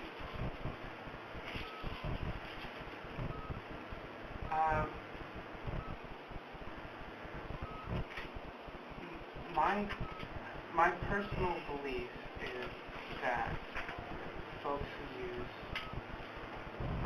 more water should, I think it kind of goes back to the zero tier, right? I would be in favor of the zero tier because I feel like there is a base amount of water that everybody is going to use, and so that should be either a pretty low cost or potentially... Okay, that's not on the table right now. Let's just focus on what are the arguments in favor of tiered rates. What are you trying to achieve? What do you hope our district will achieve? Well, I think that there is, I'm going to pretty much say the same thing that I'm saying before. That there is a base amount of water that I think should be provided at a lower cost, and then if anybody uses more than that, then... Yeah, but tiered rates are imposed to have higher and higher rates, right, on escalating usage, right? Well, I mean, so it's typically imposed to discourage consumption of water, right? I don't think the way that we're structuring it here, having 2 tiers, is necessarily going to discourage that much use. I mean, to actually discourage use, you need to be increasing the marginal cost. I'm talking about tiered rates in general. Okay. I'm talking about this. What is the objective? I'm talking about this. What is the objective? Well, I can have Okay. And this is, I'm going to try it to see if it flows. We are multiple supply. Certain portions of our supply cost more to produce. Catchy, treatment plant, or we just stick a straw in the ground and pump it out. Just throw those 3 out there and we'll desal. Each one has an operational cost to it. If I was going to do a tiered rate structure, okay, what do we need if all we did was stuck a straw in the ground? Tier 1. Okay, what's our next step? Treatment plant number 2. Maybe it varies at that point between desal and treatment plant number 2 with Hetchetchy in heights. Now it gets complicated because we have a minimum purchase on Hetchetchy, which is where we're sitting right now. We don't know what's going to happen with the Delta. So that's one of the reasons I look at the framework of if you use more water, you're putting more demand on the system. We have a baseline demand in you're putting the straw on the ground. And then it goes up. And what's that next level? Well, let's say maybe it is diesel. That would be the next level of demand. And then the next level above that would either be, probably even with Bay Delta, would be Bay Delta. And the next level above that is intention. I hear what you're saying as it relates to cost, but if you take a look at tiered rates as they are implemented in different water districts, it is to encourage conservation of water and lower water consumption in the community. So, I have a follow-up question, which is if you do impose tiered rates, how do you plan to make up the revenue? So I am going to jump in a little bit. So the objective of tier rate for me, as implemented, as proposed, for this district only, is fairness. As Director Gunther has said, we have multiple sources of water supply come in very different costs. It is fair to say that the cheapest source of water should be equally distributed across our customer rates. That would be your lower tier. Also, people who use less water should not be bearing a cost for our conservation efforts because they're actually not our target. So for me, implementing tier rates in this district, part of the reason is fairness. You are correct, Director Sethy, that every district is different. There are different bases for implementing tier rates. But my support for tier rates for this particular agency is purely based on fairness because, besides affordability, we have variable sources, we have different supplies of water that comes in very different costs. Everybody should be, all our customers should be entitled to that cheaper source of water. If a customer chooses to use more water, then they should be willing to bear the cost of us buying the more expensive water. And this is where the tier rate can come in. So there is a clear objective, and there's a clear basis for implementing it here. And yes, we do have philosophical differences amongst the five of us. At some point, I would just say we'll have to respect the differences between all this, and that's actually, in a way, what makes this school work, because we're so different. Director Weed down there. We live in a rational world. The larger the quantity, the lower the unit cost. Declining block tier. Well, the only And I think that is the legal requirement of 218. I heard most people get savings buying in bulk, but unfortunately that's for widgets for companies that actually make a profit. Whereas in special districts, we typically not supposed to make a profit. We're supposed to charge people equally and fairly, and we're not supposed to subsidize anybody. It's not a So question we're a of little profit, bit different. it's a matter of cost. Director, we have a rational rate structure which does not match cost to revenues, and we are not transparent. We're not telling the public the truth of what our charges are. And if we did, we'd have a much better response when people could respond. If they could reduce their bill by their consumption by 20%, it would be. So, Director Weed, which of the options here do you support on the base rate structure? Okay. If there was anything that raises the fixed charge, I'm supportive of it. That's not on the... And that one of the options does that. But on the case here, I think we should limit our discussions to the surcharge and... Yeah, but of the four choices that are on the table here, what would you do or modify? None of the ones you can here modify are it if limited you wish. to the surcharge, but it would be the option, which I think is one, which is to increase the surcharge. I'll either decrease the fixed rate by 3% and lower the commodity charge, bring the bottom line. I am going to hate myself for saying this, but I think what you're saying is you want to keep the current structure but increase the fixed charge. I Correct? want to bring the structure into alignment with reality. So, when we talk about rates, there'll be an opportunity to talk about fixed versus the variable charge. I'm going to take a stab at seeing if I can help you. Before you get there, can I have a clarification for the record? I am sorry, I just have to do this.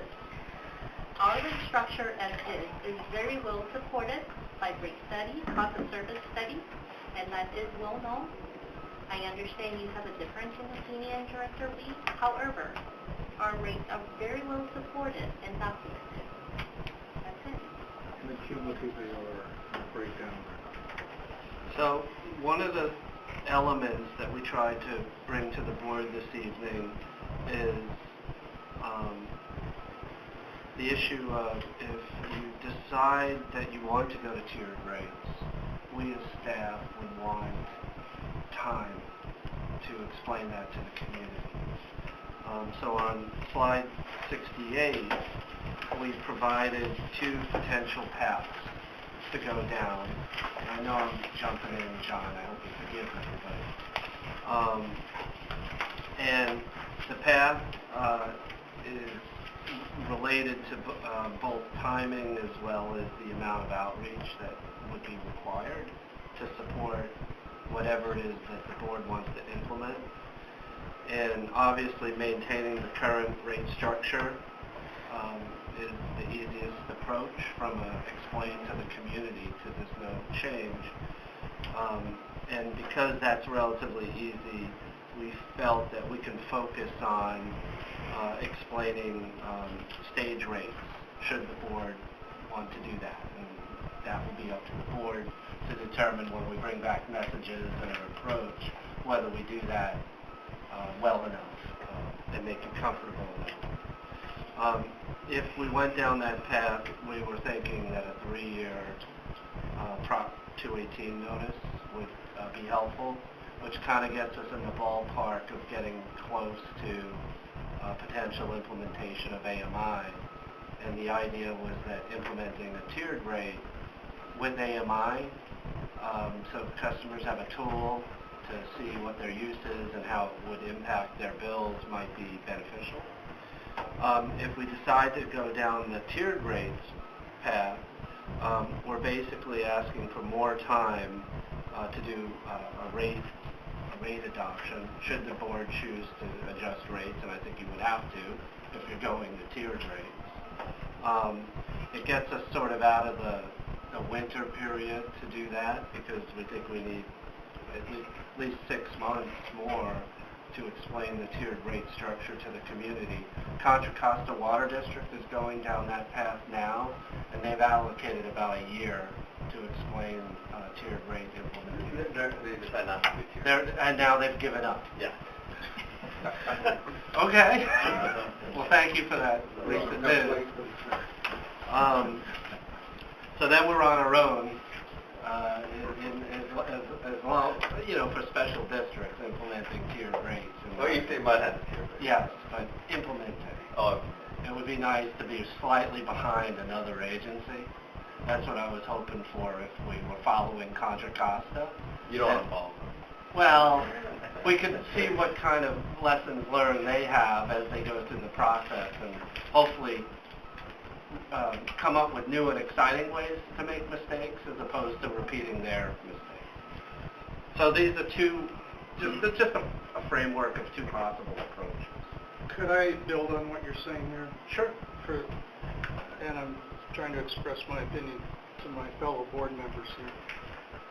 So, I want to reiterate that I am open-minded to tiered rates if it's done properly. But I am going to argue against doing it right now as a board for multiple reasons.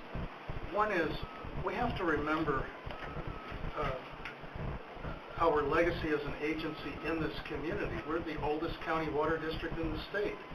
And there are a lot of people who have grown up with our agency charging a uniform rate.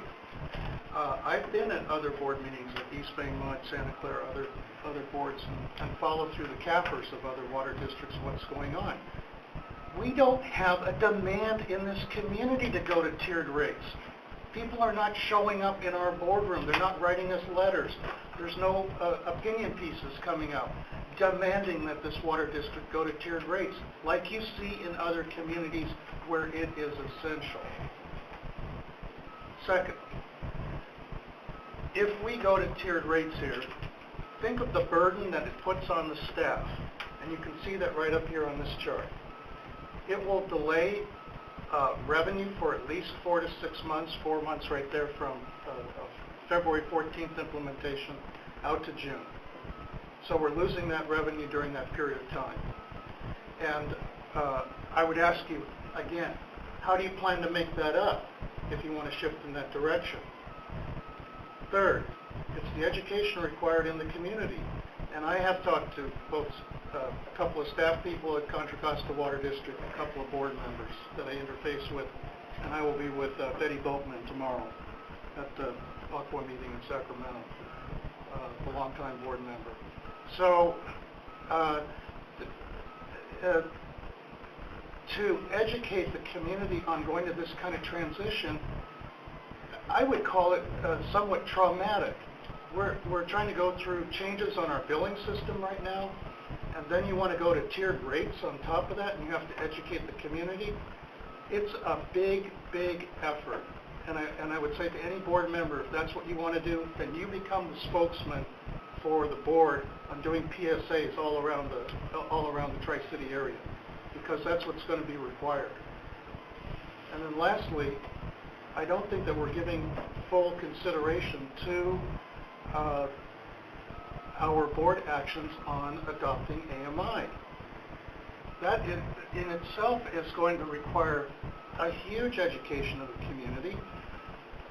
We have a planned rollout over three years or so for AMI, and I would say let's get that done and executed well first.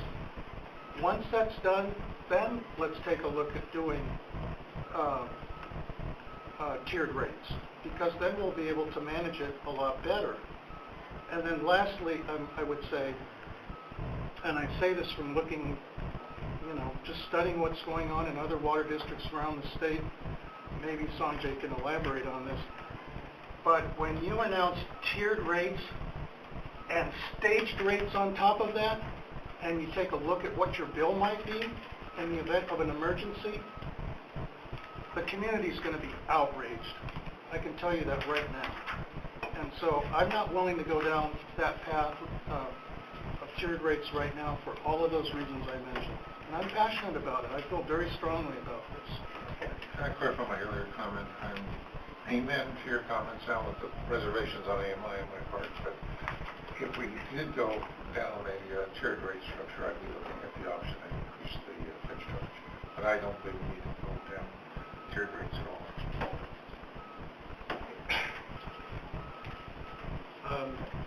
I'll go again.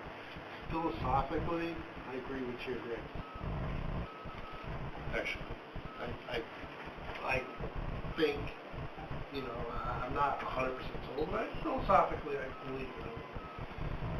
I see that bottom thing right there, AMI, and I see that opens up a vast tool chest of information and things that we can do.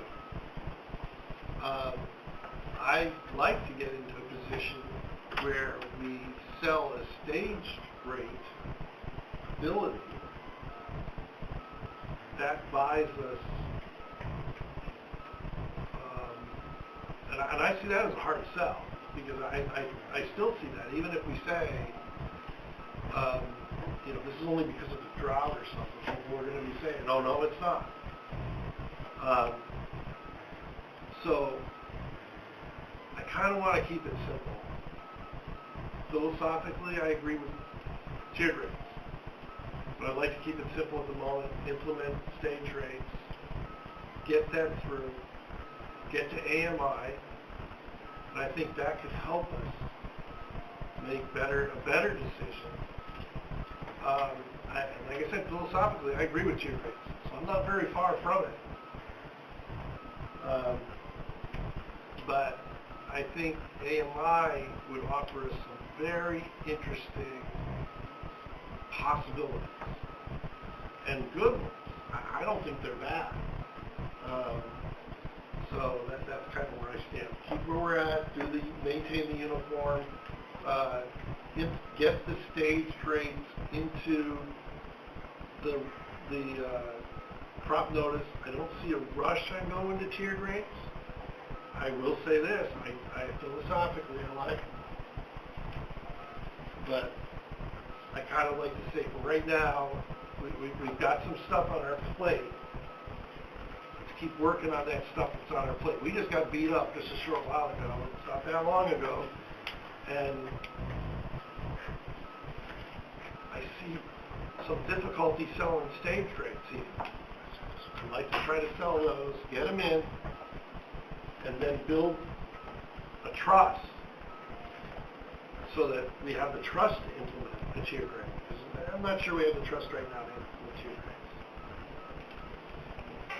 I'm going to offer some comments in response to kind of what was said earlier about we don't have people, lining up demanding tiered rates.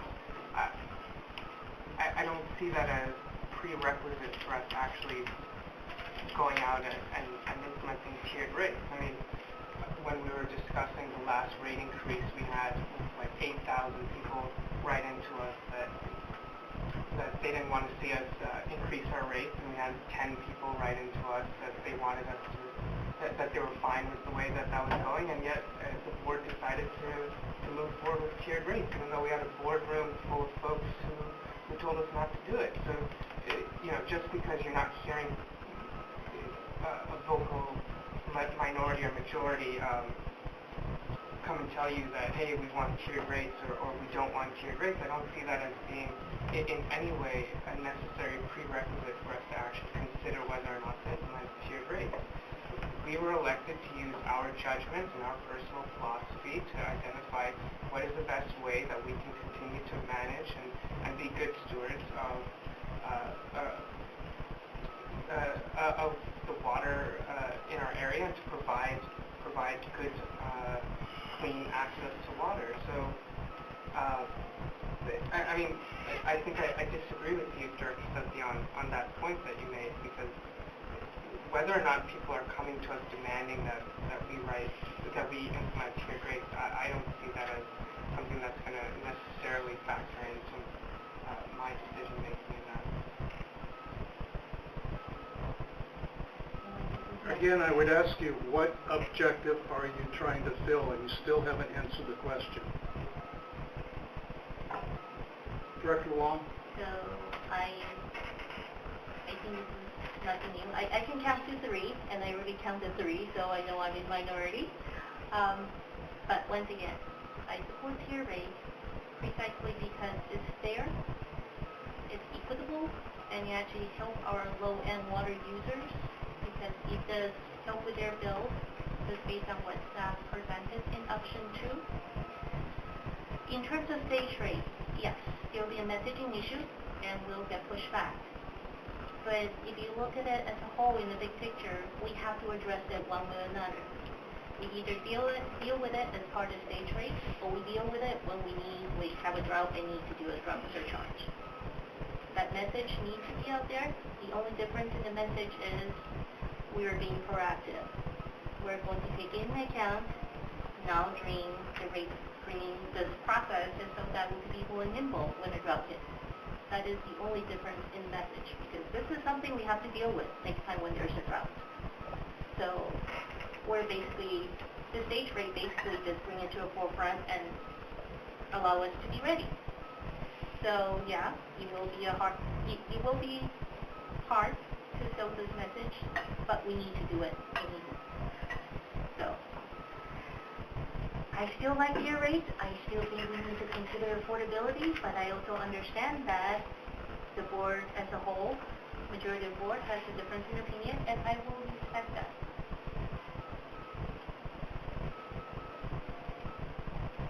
Director Weed, do you want to close this out? I think we've basically resolved it and move on to our next AMI here, I guess. Okay. So that, I feel like we got pretty good feedback on how the board members feel about some of these options we've discussed tonight. And I feel like the staff will be able to sort of narrow the options that we finalize to present to the board. But in terms of next steps, we do have the August 15th workshop to review the financial planning scenarios. This is really the meeting that gets to what percentage rate increase are we going to be looking at, whereas tonight's meeting was how are those costs going to be allocated. September 27th is tentatively scheduled for follow-up. I think the staff will go back, consider the feedback we got tonight, and then determine if we still need to continue to hold that meeting or not. And then in December is when we'll come back for some formal selection. And so that's sort of the next steps in our rates process. And we already sort of reviewed how implementing tiered rates might influence timeline. And depending on what sort of messages we're able to bring back to the board regarding stage rates, it sounds like maybe there's potentially some discussion about if we feel comfortable with the traditional schedule with implementing stage rates, or if we might want to maybe provide, say, one extra month or something like that for additional public outreach and stage rates. And that concludes our presentation this evening. I'd like to add in a little bit of input here on that last bullet that you had about the 218 notice. You're suggesting a 3-year 218.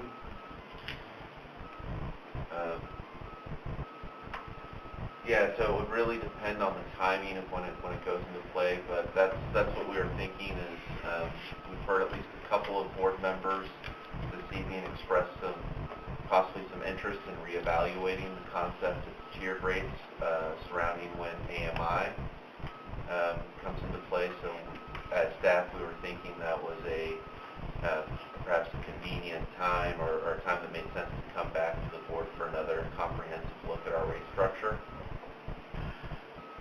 I had heard 2 or 4 years in the past. I was wondering if there might be some feedback on the part of other board members, but yesterday I was at the Chamber of Commerce meeting in the morning and at the Government Affairs Committee meeting, and there are a lot of business people and developers in that group. And unsolicited, what I've heard over the months is people wanting to do 4- and 5-year business plans, especially on their high-tech parks and even restaurants and businesses. They're trying to put together financial plans. And when I've asked about it, I would say that the most the consensus is around trying to get like a 4-year notice from the water district, from the business community. I'm not speaking about residential, but for businesses, commercial owners, I'm talking about commercial properties, their landscaping and everything like that, the homeowners associations, other groups that are around town, if they knew what our rate structure was in a predictable way for the next 4 years, that would really be helpful to the business community. So there's a couple of other reasons why we were thinking 3 years. Last rate adjustment, we did a 2-year adjustment. That was something new and exciting for ACWD. One of the big benefits is, it takes a lot of staff effort to do a rate adjustment, a lot of public outreach, and there were some benefits in doing that. We were thinking 3 years might be the sweet spot because of AMI. Also, I'm starting to twitch at longer periods than that, frankly, because there's so much uncertainty with some of the major financial issues that we're dealing with now. Specifically, the unimpaired flows requirement of San Francisco. I don't know what that's going to do, potentially to our water supply as well as our finances at this point. We're going to get more information about the California water fix costs in the near term. It's probably not that big of a deal. And also we might need to make some major financial decisions regarding potentially participation in like Los Vaqueros and some costs. So going longer than 3 years as your general manager, I was twitching a little bit about that, and also frankly getting offsetting out of the election schedule seemed like it might be a good idea too, so that doesn't interfere with the board's deliberations in terms of what's the best approach for the district. But I don't run for office, so I just throw that out as a possibility. Well, I like what you mentioned here on 3-year. I'm just telling you one perspective from the business community. The Union Sanitary, I believe, is on a 4-year right now too, but they're in a different situation. I like the 3 years because, as I said previously, I want to see us get AMI implemented, and then all kinds of options and strategies open up for us, and it would be a good, healthy time to at that time explore all of the tiered rate options, other water rate structures at that time. But I think if we can lock down 3 years right now, that would really be good. No? There's transparency issues. We do budget. We have a series of workshops. Granted, we don't have a lot of customers coming. I hope they will watch the videos. But this is an opportunity for our customers to come back and provide us with their feedback. There's a transparency issue with dragging it out. I was convinced to go to 2 years because we have a 2-year budget, and there's benefits matching the budget cycle with the Prop 218. Would you support 2 years again? Yes, but not 3, especially if we have to do a major midterm budget correction. That really would bother me. What about other board directors? Well, the key point was on the budget, when we went to the 2-year cycle, we did that following going to a 2-year budget. If we're going to go to 3 years, I would encourage us to have a 3rd year on our budget, even say a shadow budget, that we can then track our numbers. What does concern me is we've had great difficulty having a stable budget because of the instability in our rate structure. And we had huge fluctuations a year and a half ago. We had a budget 2 years ago that showed a $14 million deficit with a 25% rate increase, and ended up the year with a $6 million surplus. That's because you don't match your variable expenses with your variable income. So if you're in that wild card, where little fluctuations in use can throw your budget totally out of line, we missed the opportunity tonight to address our rate structure, but it really makes it difficult to go out beyond the 2 years. It would be nice to go to 4 years if you're looking politically, because it's nice to have the budget come up after the election, along with the rate structures, but that's a different issue. Politics should never play into this kind of determination. Thank you. I'm like Director Huang. I like the 2-year matching our budget cycle. I think it makes a lot of common sense to people. I like 2-year. I consider 3 if we were to identify the staged rate concept, because I think that gives us flexibility we didn't have in our last ones, which caused a lot of our swing. We would be prepared for it. We would be Prop 218 for it. I'd be willing to stretch it out a little bit to 3, although I do admit, I like 2. I think at this point in time, transparency-wise, 2 is adequate. It requires us to do a little more work, but public trust is a big thing. And I don't think the grand jury would be particularly interested in hearing us going to a 3-year at the moment. Even though personally, I look at it and say, trust me. But I do think there's a lot of people out there that don't trust me even at 2. They don't know me, but they don't trust me. So that's kind of how I feel about it. I can see it, particularly with the staged rate part in there, but I'm happy where we're up to. I don't know how staff feels about it, but I'm happy where we stand right now. This is, for me, something that I hadn't really thought too much about, and I kind of rely a little bit more on staff's recommendation and on my other board members. But it sounds like a 2-year would probably be ideal. But again, I think this is an area where it's better for me to kind of listen to other board members' comments before I necessarily apply myself. Having never been through an entire rate here. Well, I think we have the input we need. Yeah. Thank you. You went through the last rate here. This is an entire rate here.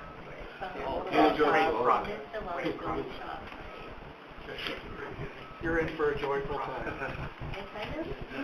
Just had the fun part.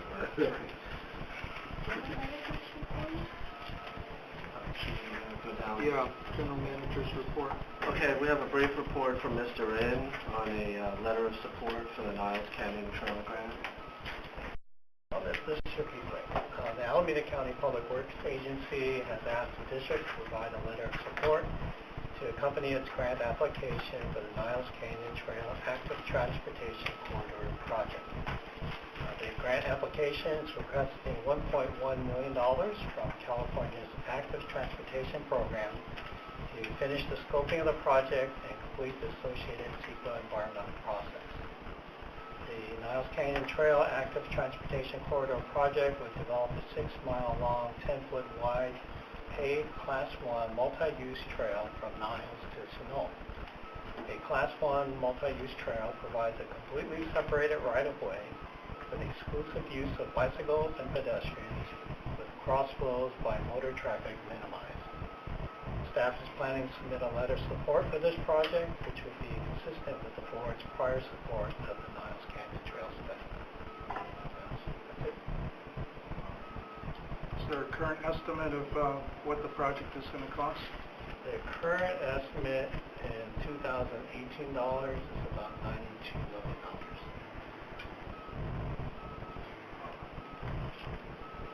I took the walk with the East Bay Regional Park District and county, etc. On the western end of the trail. The concern is that given the limitations of the development, particularly with the access road to the Mission Clay products,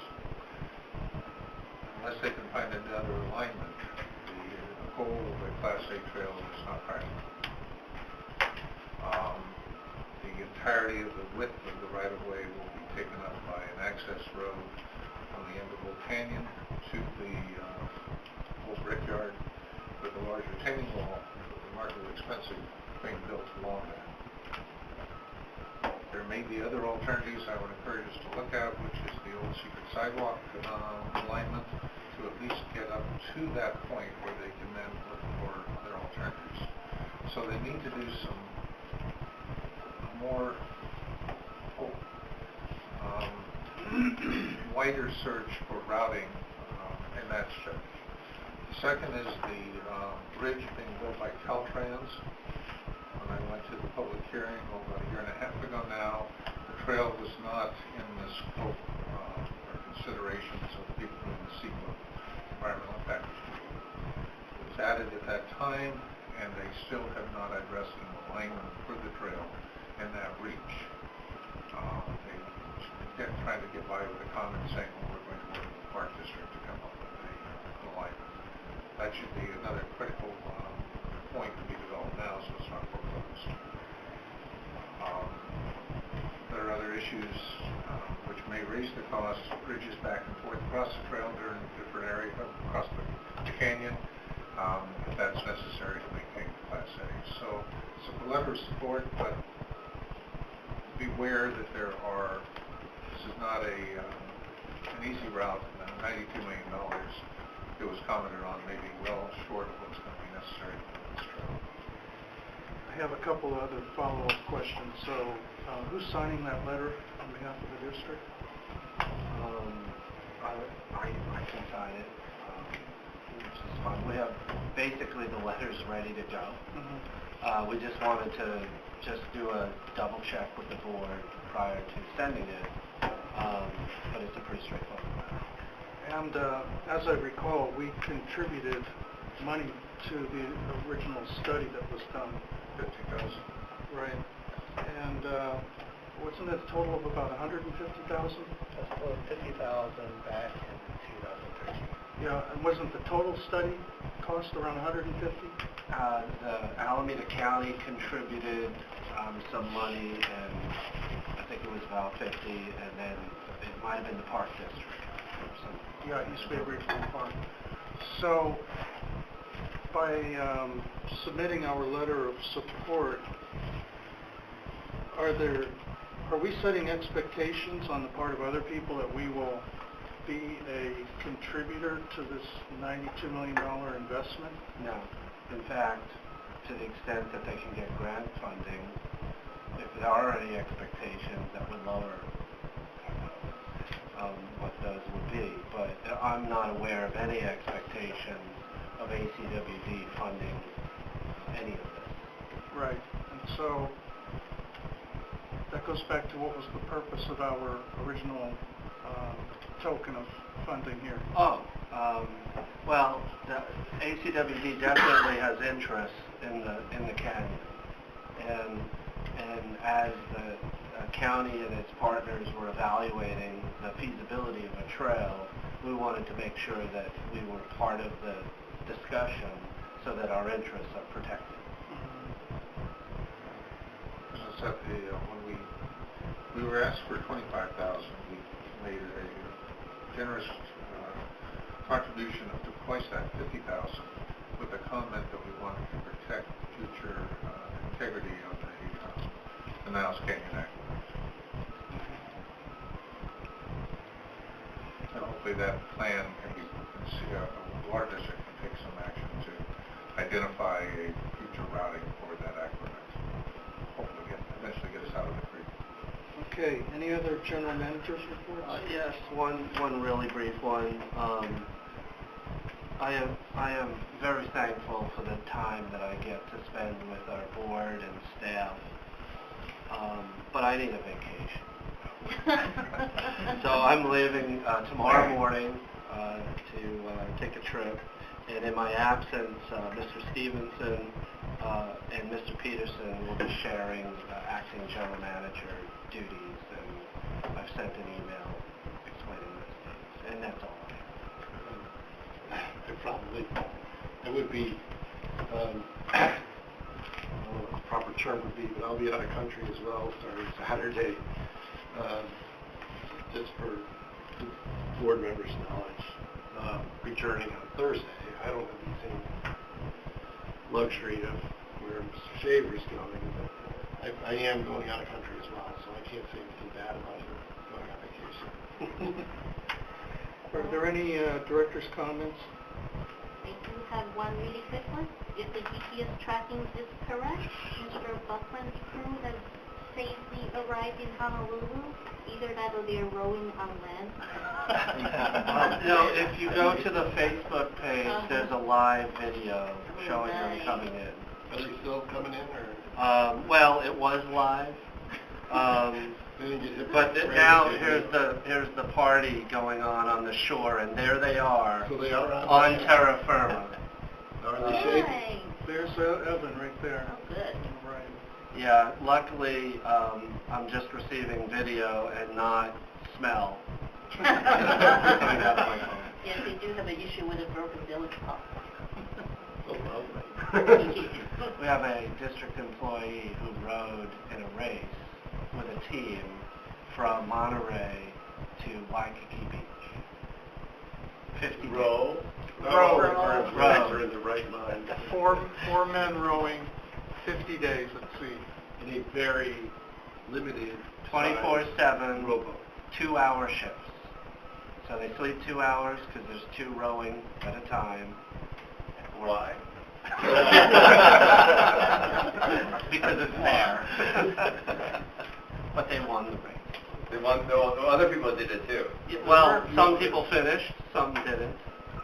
Some Everybody here, finished. some volunteer. They're in first place, so they're the first to arrive. The other two teams that are still going are quite a bit behind. Where did he start again? I'm sorry. Santa Cruz to Waikiki. Monterey. Monterey. They pushed out Monterey Yacht Club. I just want to put it on record that we're very proud of Mr. Buckland's accomplishments. Is he rolling back? Oh, that's wrong. Sanjay, he is one of our hydrologists for the Water District. He's been preparing for this for like 4 years, like preparing for the Olympics. And it's 2,400 nautical miles. Can you imagine going across the United States? No, I can't. Yeah. I'm just thinking about the bathroom, sorry. It's called the Pacific Ocean. Yeah, I know. All right, so any other director comments? All right, with that, we'll adjourn the meeting. 8:01.